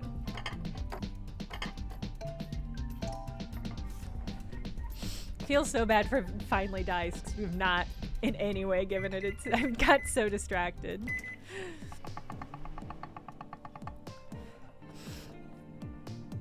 Tangentially related, I've been playing Pokemon Scarlet and trying to fill out my Pokedex. Keep getting traded level 100 shiny Pokemon who have names like BuyThisShackedPokemon.com. Faith, that's really funny. Buy this hacked, not shacked, this hacked Pokemon.com. Faith, that's really funny. God, so I play a lot of Fallout 76, which I've mentioned. And it's oftentimes when you're out in the world, you'll find, like, you can walk up to people's bases if they have it and just, like, explore the little base that they've made for themselves. And you can, like, a lot of them have, like, the laboriously typed out text on the wall, because you have to do it by individual letter, that will have like their Twitch URL on it. So you'll like walk up on these like really, really beautiful, elaborate, fancy bases, and there will be a giant sign that's like, follow me here, and then it'll have their Twitch URL, which I think is really, really, really funny. And a smart way of like advertising in the place where people are already going to be interested, because it's like if I'm playing Fallout 76, it feels like there's a higher chance that I'll want to sit and watch somebody, I guess, fuss with their base, maybe while I'm fussing with my base. It's a good hustle. Nicholas, I also wish I had one of those wonderful bases people make, but I'm not willing to devote any amount of time and energy to getting them, so that's unfortunate. Let's prepare for today's service. Start off by ordering a delivery of ingredients. Oh, yes, I would like a baguette. He's got an attaché case mechanic. Move the baguette around and see what changes. Okay, each square of the grid represents the sides of your dice. When you're ready, order another delivery. Okay, so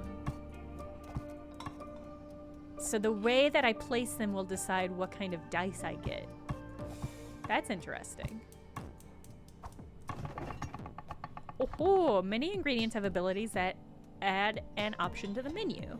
Spinach, drummy, carota. I love that the carrots look like a Buddha hand carrot. Capsaicin, yeah, let's get some cappy. Customers choose by picking from the menu randomly. Today's menu, match 12. Click the bookings tab to see how many customers we will have today. Bookings. Each dot represents one customer per round. What's happening, chat? Sim 4 build streams are like that too. Awesome. Oh, man.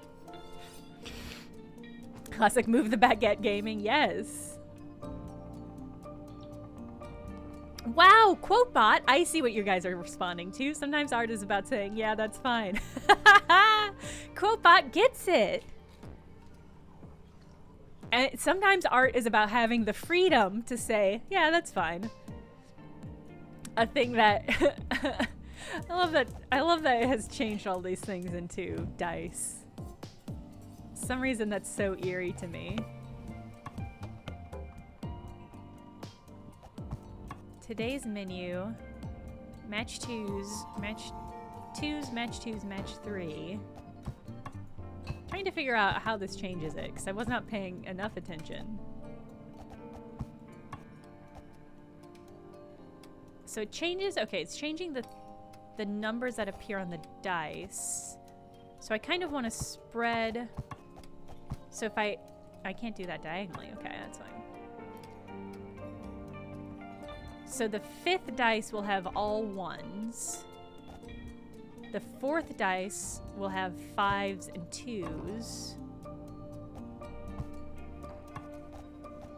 Interesting. Is that right? And then 1 dice will be, I guess I don't know if 1 dice will be random. Let's see. Oh, I'm gonna fill this up. Every time you order delivery, it'll have 1 less option than the previous. Ribs. I can't get another rib rack? It's a shame. There's one more thing you need to know, and it's very important. Click on the booking tabs. If we don't hit our daily revenue target, the restaurant will go out of business. The theme of all of these demos, I can't believe how many demos are trying to make me have a job.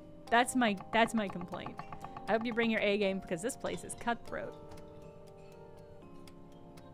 Okay, 5 rounds. Get your dice ready and your menu organized. It's all on you now. I am not ready, actually, so. 1s, 2s, match 3s, wild card.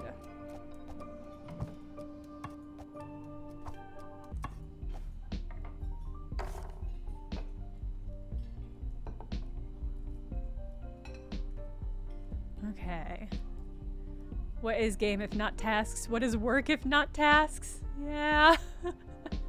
I guess that's true. Alright, I need match 2. So are you just... What is X, though? Match 2, match 3. How am I... Can I reuse... I can't reuse dice. Is this a... Have I made an impossible spread for myself?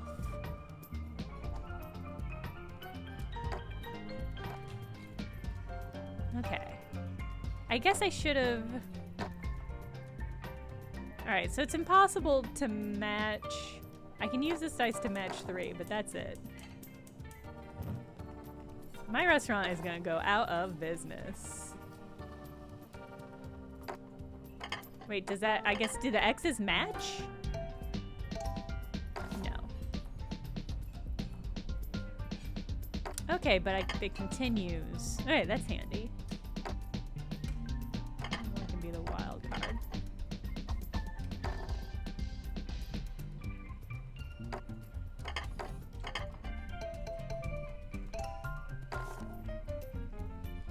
was too busy philosophizing and I didn't pay enough attention to how the game is played.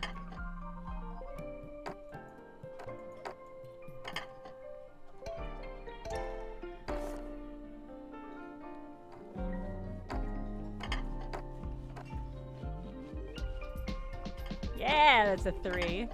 Wait, how did I put a 5 in there?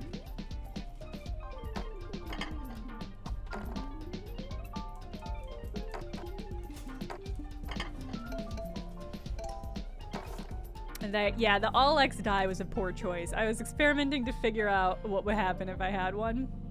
It was a bad experiment.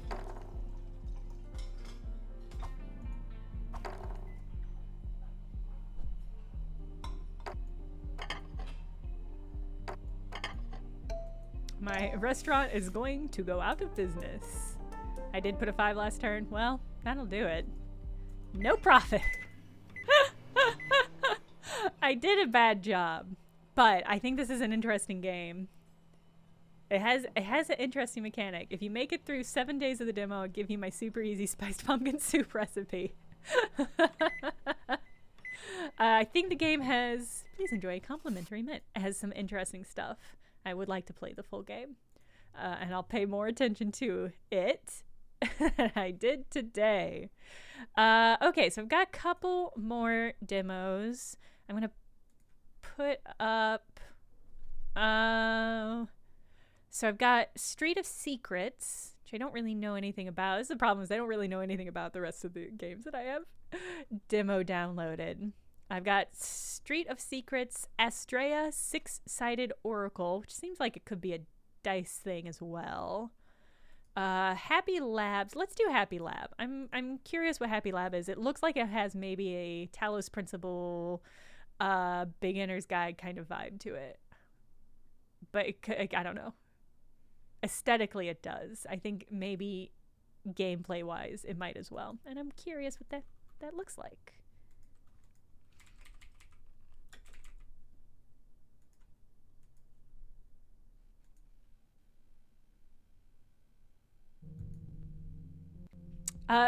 Gamer Girl, I agree. I would be fucking delighted if when I did good at a job, instead of leveling up, I just got an email with a really good cookie recipe in it. I just think that would be really delightful.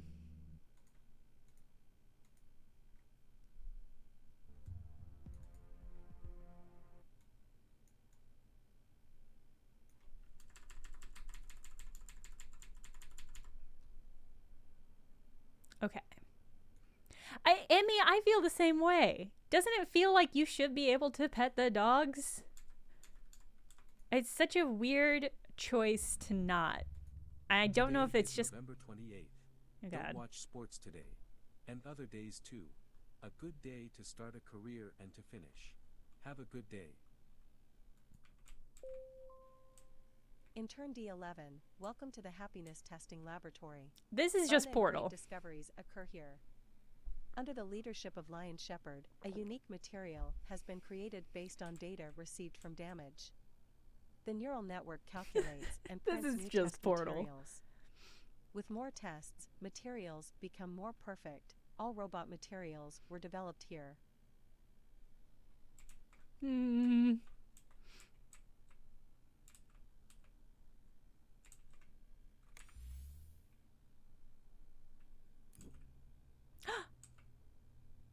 Gave me a cookie.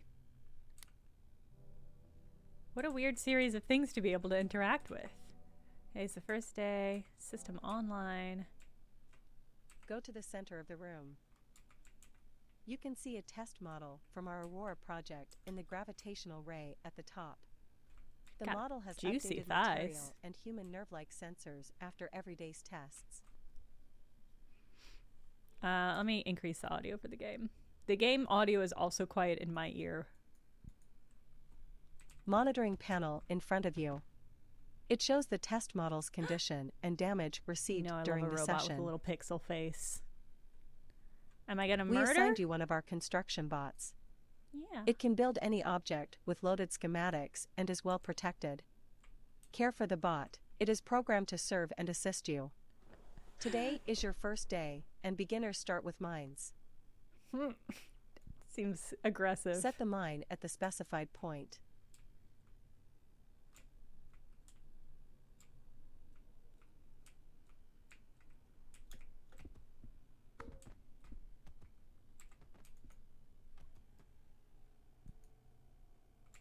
Wrong location. Where is the specified? If that's not the specified point.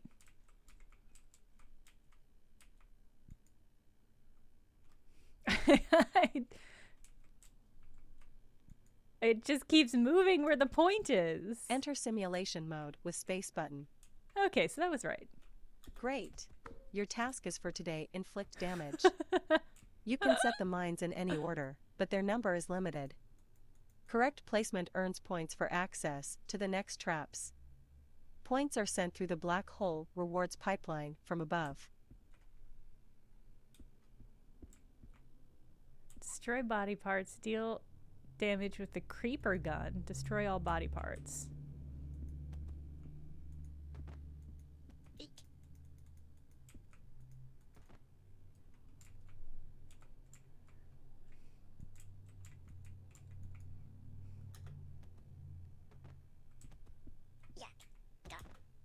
What? Something made noise.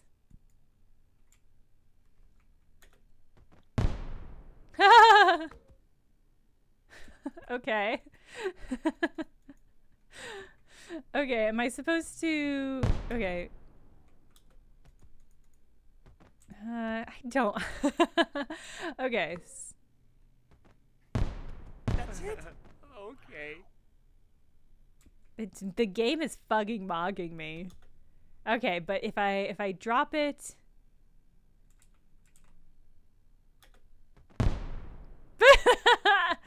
It gets a lot of height.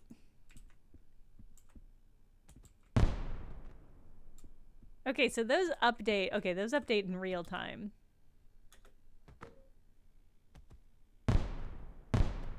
Wow. Oh. Okay. The voiceover. Oh god, there's people back here. Well, there's bots back here. What am I actually trying to accomplish? Can I build? I can only build bombs. Maybe if I mines. If I build enough, excuse me. Maybe it'll just keep bouncing.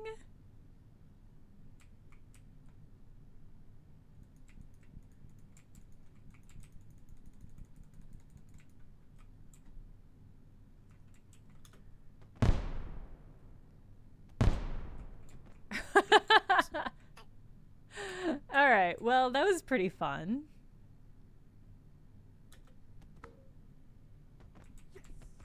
That feels really powerful. Don't mock me.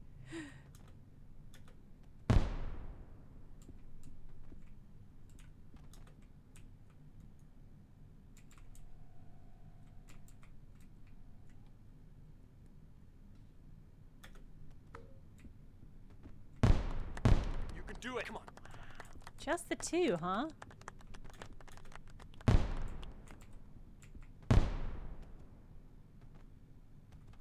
I don't know what my... I mean, clearly I'm supposed to be damaging it. I can see total damage in the top left, but I seem to have evened out the amount of damage I'm getting. Oh, man.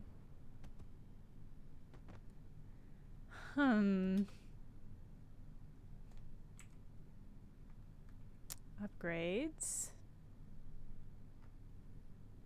Oh, creeper. How do I get this? Okay, it's a gun I don't have access to.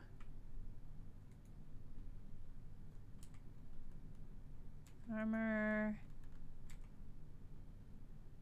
Oh, I guess this is the amount of damage they've done?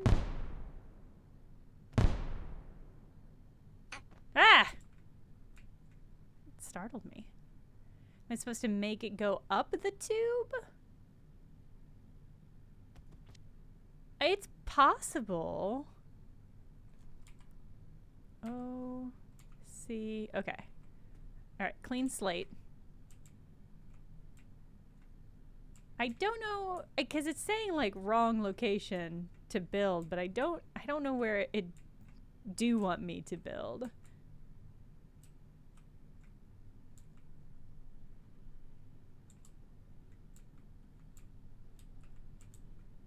Yeah, I know. I see that in the top left, but I can't get the numbers to go up.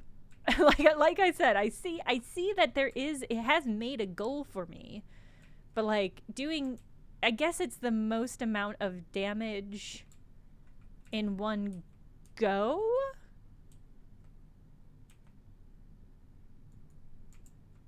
I'm not certain. And it keeps telling me I'm putting the mines in the wrong location. Well, that was bad. Let's do this again.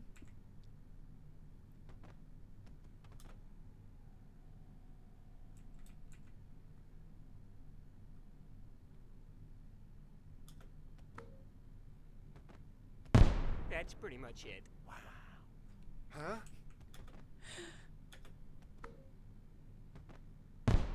Oh, well, that's okay. Huh?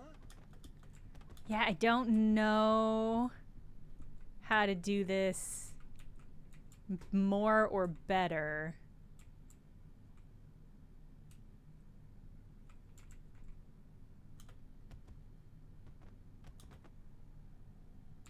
So this might be, can I use the tennis ball to redirect the robot to maybe? Nice work. Unbelievable. Yeah.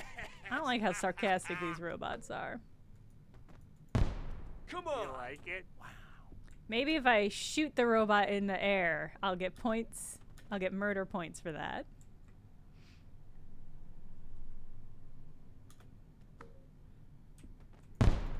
That's pretty much it. Did I destroy it?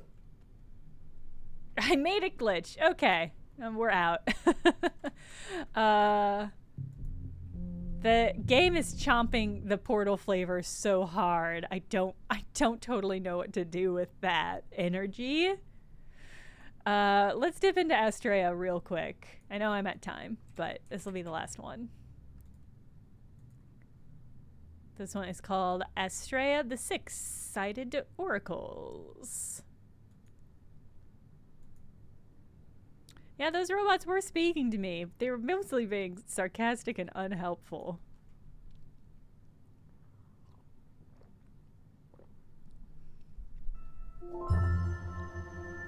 This is the story of the mystic star known as Astrea and the 6 planets that orbit her.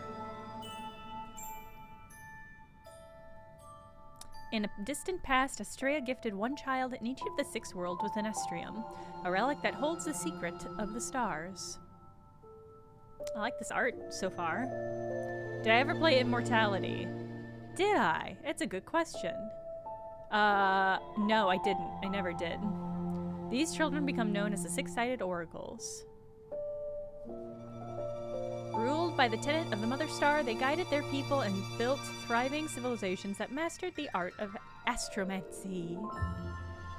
Thus began the Starlit Age, an era bathed in light and blessed with Astrea's celestial gifts. I think this is also a dice game. Yes. Yep. I get it. Can't click away. Okay. Then unexpectedly, Astrea went silent and started to fade. Worried by her absence, the oracles decided to investigate. An anomaly was noticeable in Star Mother's heart.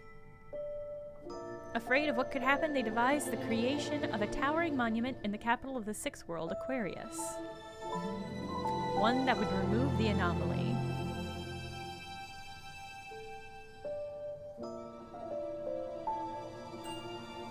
Yeah, green Pikachu, that is what I am worried about.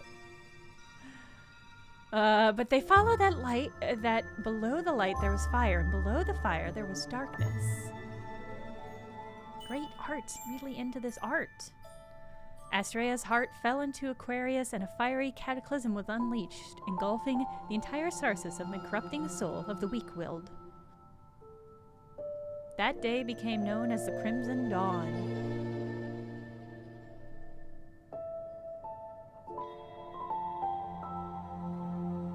Still, Astrea's gifts remain scattered across the worlds, and with them it is possible to purify her dark influence. But the ones who could manipulate it are not present anymore.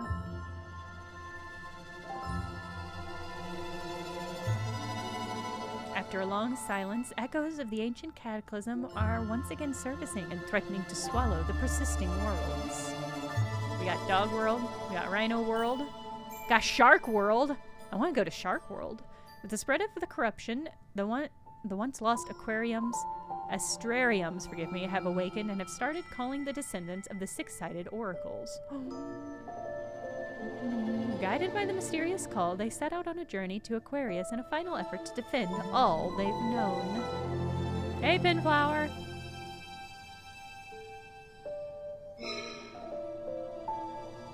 Okay. I really like the crisp kind of cleanness of this interface. Oh, when do I get to go to Shark Mountain?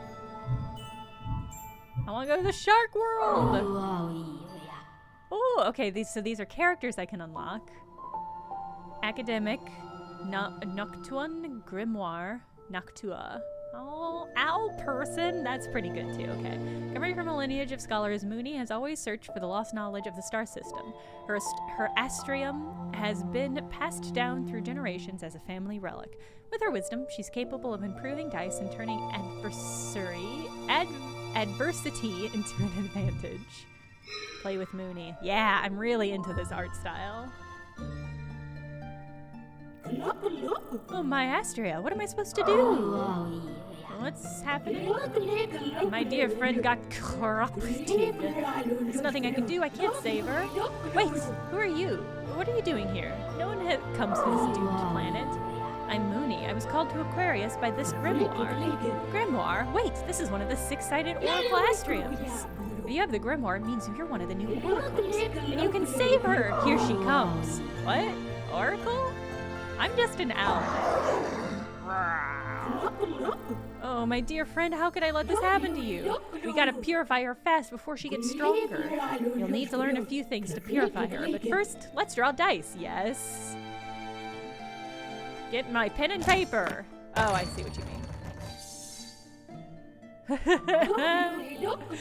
This is an unprecedented BCBP crossover. We've got our second astral oracle. This is your dice hand. You need to use the dice to purify your enemies back to normal. I love dice. I love playing with dice. Enemies also roll dice, but they roll the same dice each turn. After you play all your actions, your enemy will activate the action that they have rolled. These are the main actions of our world. Purify and corrupt. Purify decreases corruption. That means it will damage enemies and heal yourself. Corruption is the opposite. It increases corruption, meaning that it heals enemies and damages yourself. Note that corrupt actions have a red outline. Actions with a red outline are considered mandatory actions and need to be used before you end your turn. Oh no! Therefore, you must use all corrupt actions before you end your turn. Oh no! This is the enemy corruption meter. It starts fully filled and you have to purify it. You also have a corruption meal. Okay. If your corruption meter gets fully filled, you'll lose a heart. You'll lose all your hearts. Yep. Let's try to purify her. Okay. So I should use up the ones that are going to heal her first.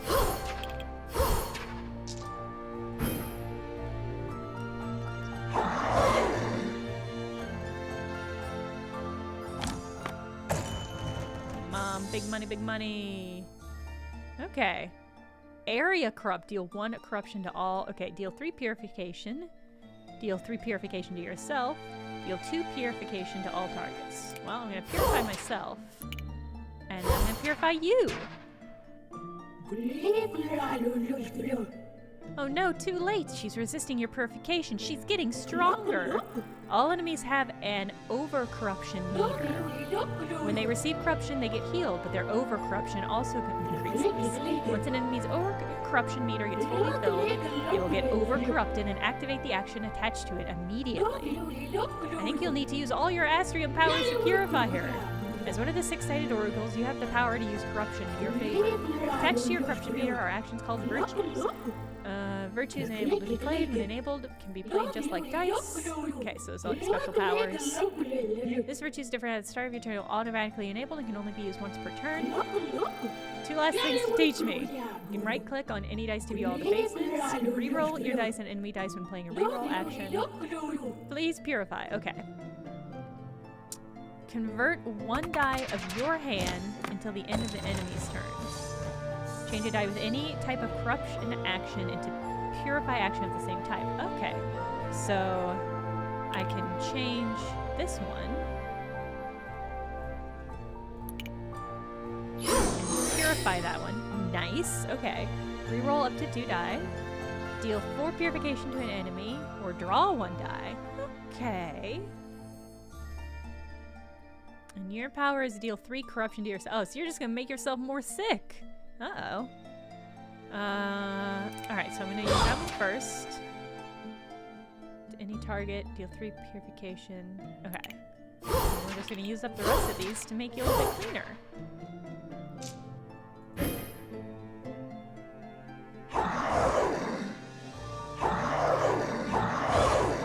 Oh no, what was your over-corruption power? Deal 3 corruption to me. Oh. Okay, so I can re-roll that one. That's nice.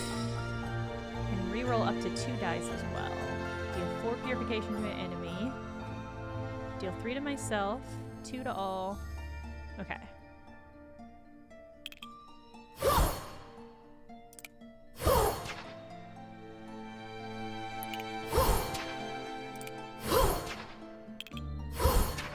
Oh, so close! Should have re-rolled to get a better dice.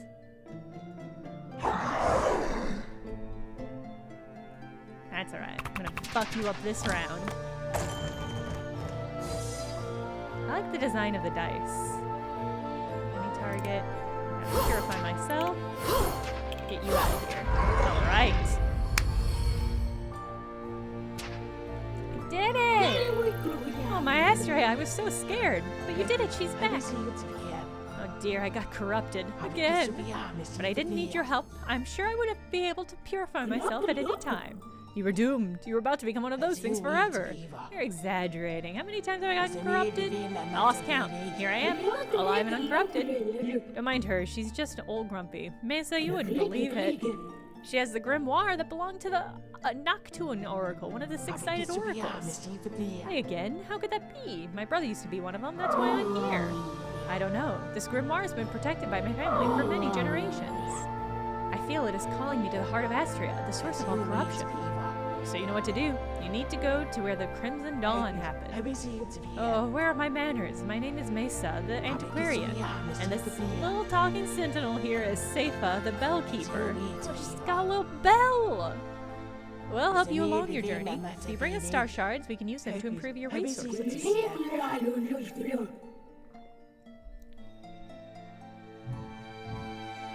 Okay.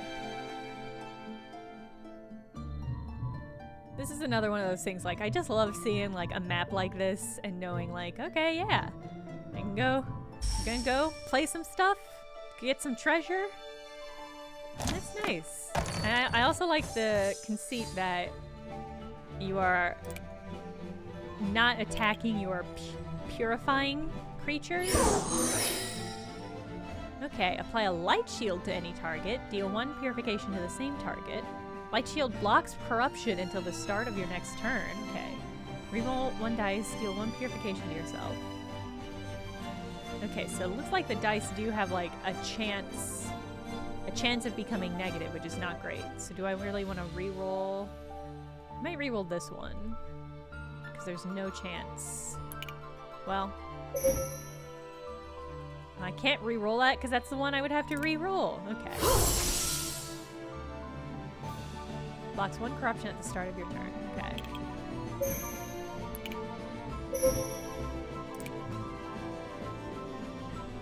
Yes.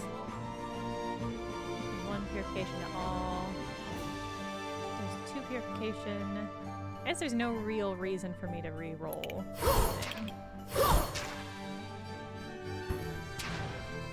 Yeah, I'm very aggressively helping people. I yell, "Let me purify you!" as I throw dice into people's faces. Uh-oh. Uh-oh. Uh-oh. Uh-oh. I guess I'm re-rolling to any target, to any target, to any target. Let's purify one of these 3 first. And re-roll these 2. Yeesh, bad hand. Ugh. Still not great. Enhance 1 die from any target until the end of the enemy's turn. Increase a die with any type of purification action with a value of 1 to 6. Okay.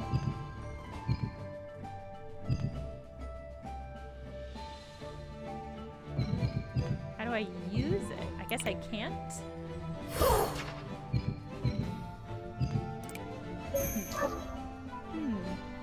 Mandatories and actions must be played. Undo. I should have used these first. I wasn't paying attention. Overcorrupted. Oh no.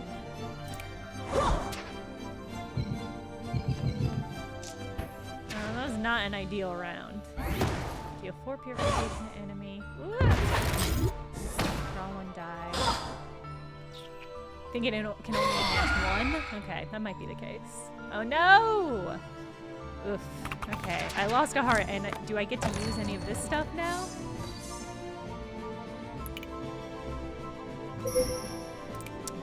I do think it's powered up in such a way that I might be able to. Yes! Bonus die! Okay. Deal 4 purification to the enemy. Well, let's think about this. Blocking corruption. Deal 2 corruption to all of us. But I don't need any purification at the moment, so it doesn't make sense to use that on myself.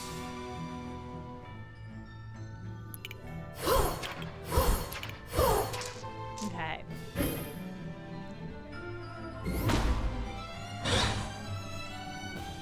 Yeah, I like the physics that they've baked into the dice rolls.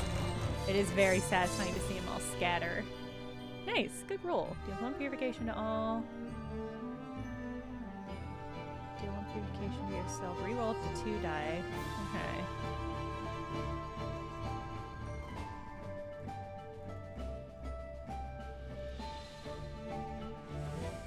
What do you do? To an enemy, to any target, to all targets. Deal 3 corruption to you, deal 3 corruption to yourself. Yeesh! Can I make them re-roll a die? In front of your hand. I can make them re-roll their die. That rules. Okay. Okay, that's great. That's significantly less horrible. Okay. I'm gonna use that on myself. Roll up to 2 die. I'm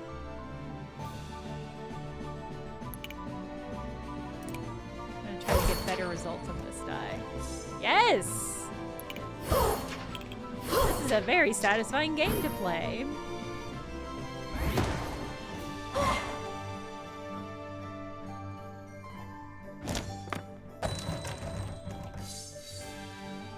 Ugh, another 3-fer. That's so bad for me. Alright. Go on to enemy, to any target.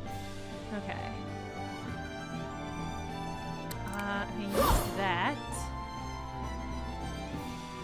Let's see. Okay, so can I get 8? I should, yeah, I can get 8. Just barely. Great. God, this game is absolutely scratching the part of my brain that Floppy Nights and Inscription scratched. That strategy, that random element strategy game. Choose up to 2 dice game, I guess. I collect them all. That's great. Choose a dice. Oh, cool. Okay, so this is the dice deck building element. And I can get a safe dice a neutral dice that's balanced, or a really risky, high risk, high reward dice. I mean, the fact that I have access to so many rerolls makes me feel like I should do risky. Ooh, okay. Safe, balanced, risky. Convert up to 2 dice from any target until the end of enemy turn. Let's do, so I did a risky one. Let's do a balanced.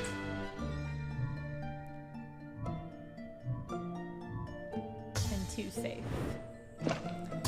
This game is called Astrea, the Six-Sided. It should be on the screen. Astrea, the Six-Sided Oracle. Yeah, Astrea, Six-Sided Oracles. Let's see. Few games hit me the way Inscriptions hit me. Few games will ever hit me the way Inscription hit me. Apply 1 Scarlet Sigil to any target. Scarlet Sigil. Creatures with Scarlet Sigil receive X Purification whenever you play a risky die. Interesting. I did just pick up some risky die. Oh, you just bought it yesterday? Oh, Moonbasket. Enjoy. Have a good time. Deal 2 Purification to an enemy for each safe die you have in your dice pool. Okay, so it really is encouraging you to build towards a very specific kind of build. I don't have any safe die right now. Convert. Let's do this convert one. That'll synergize well, I think, with the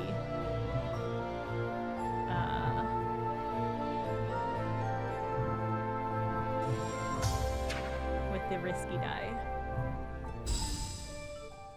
Ah! Look at this cutie! Always draw a second die. Uh-oh. Okay. Let's convert this one. What do we got? Draw 4 purification. Deal 4 purification to yourself. I don't really need that right now. Draw 1 die. But I guess I could use another die. Bye, Chutney! Ooh. Ah! Green Pikachu! That's a great sale. That is a great reason to get the Steam Deck IMO. Alright, let's get another dice up in here. Ugh. Alright, deal 1 purification, 3 purification. Apply 2 Twilight Sigils to any target. Sigils with... Alright. Creatures with the Twilight Sigil receive X purification whenever a die is converted. Okay. Okay. So I could put this on myself and just be healing myself low-key the whole time. Or I can focus on the damage aspect. This is a... I really like how they've sort of conceptualized the damage healing balance in this game.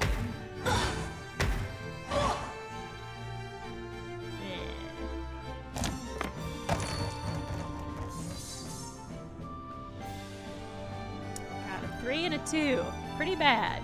Pretty bad roll for your old friend. Let's convert this one. Go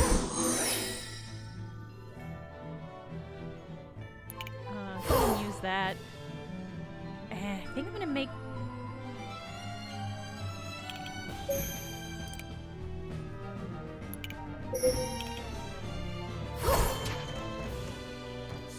Okay, it's a little bit better. Do I want to make him reroll both?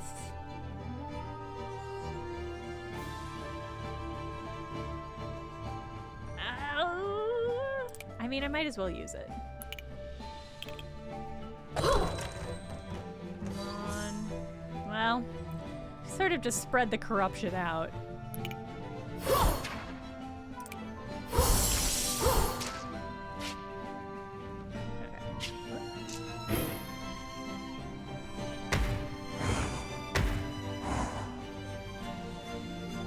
You're only hurting yourself!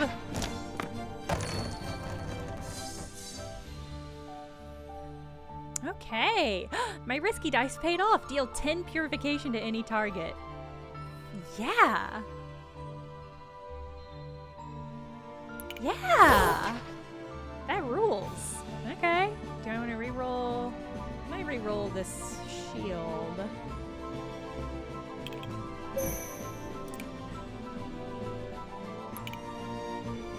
And let's reroll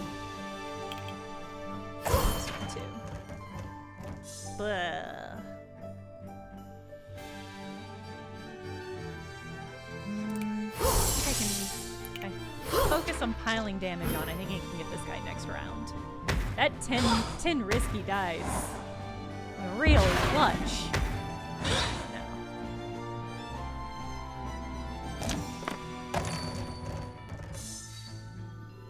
Nice. Nice.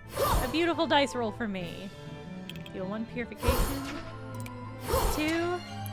There we go. Beautiful. Perfect. Powerful. Really satisfying. Okay. I think that's gonna be it. But I am extremely delighted. This is one of the games that nobody had mentioned to me. I just wanted to give it a try and see if I enjoyed it. I really enjoyed that. It really scratches that part of my brain, again, that just wants to do strategy, but with an element of randomness to it that you have to adjust to. I also really liked the design of it. I really liked the art. I'm really into that. I'm really into that game. I'm gonna wishlist it. And this is a reminder, if you saw any of these games that you liked, it's always a good idea to wishlist it, because that really does genuinely... I don't know if I've ever talked about what the wishlisting does, but basically, the more wish lists, obviously the more wish lists your game has, the more those are likely to be converted to purchases, obviously, because it means more people are interested. But it also affects, it is one of the algorithmic things that Steam really takes to account when it is choosing what games are visible on the homepage, which obviously boosts games quite a lot and is pretty important, especially for indie games, to get any sort of visibility. So wish listing is one of those things where it's if a game has a lot of wish lists, it will be more visible, so it'll get more wish lists and purchases, and it's kind of that one of those cycles.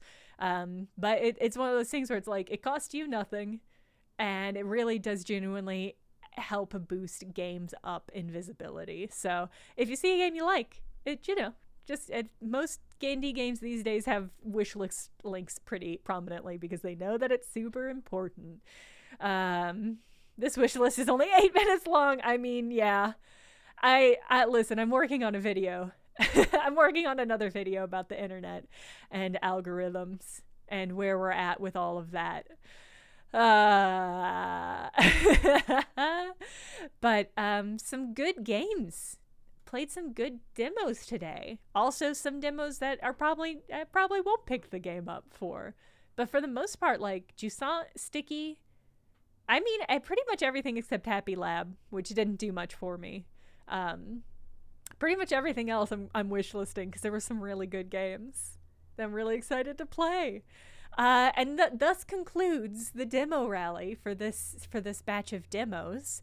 I don't know if I have anything else to say about that. It was a good batch. There's some really good games that I'm really excited to play when they come out soon. And that's the conclusion of the rally. I don't know what we're playing Tuesday. It might be a Frog Detective game. Like I said, I got a bunch of games at the sale. I picked up I'm Scared, which is a meta horror game. We Know the Devil, which is I think a visual novel. That sounds really interesting, but if it has a lot of reading, I might not want to play it on stream. I picked up the 3 Frog Detective games, which I've heard are great.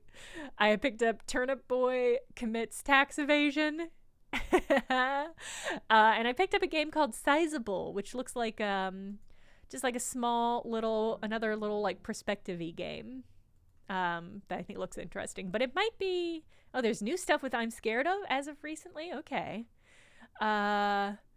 We might play a Frog Detective game. Is it better? The question is should I... If I start playing Frog Detective, are we going to end up playing all 3 Frog Detective games? Because if so... it might depend on how long they are. We might break and do Turnip Boy first or something. Anyway, I might put a poll in the Discord. So if you're not in the Discord, get in the Discord. Yes, you are.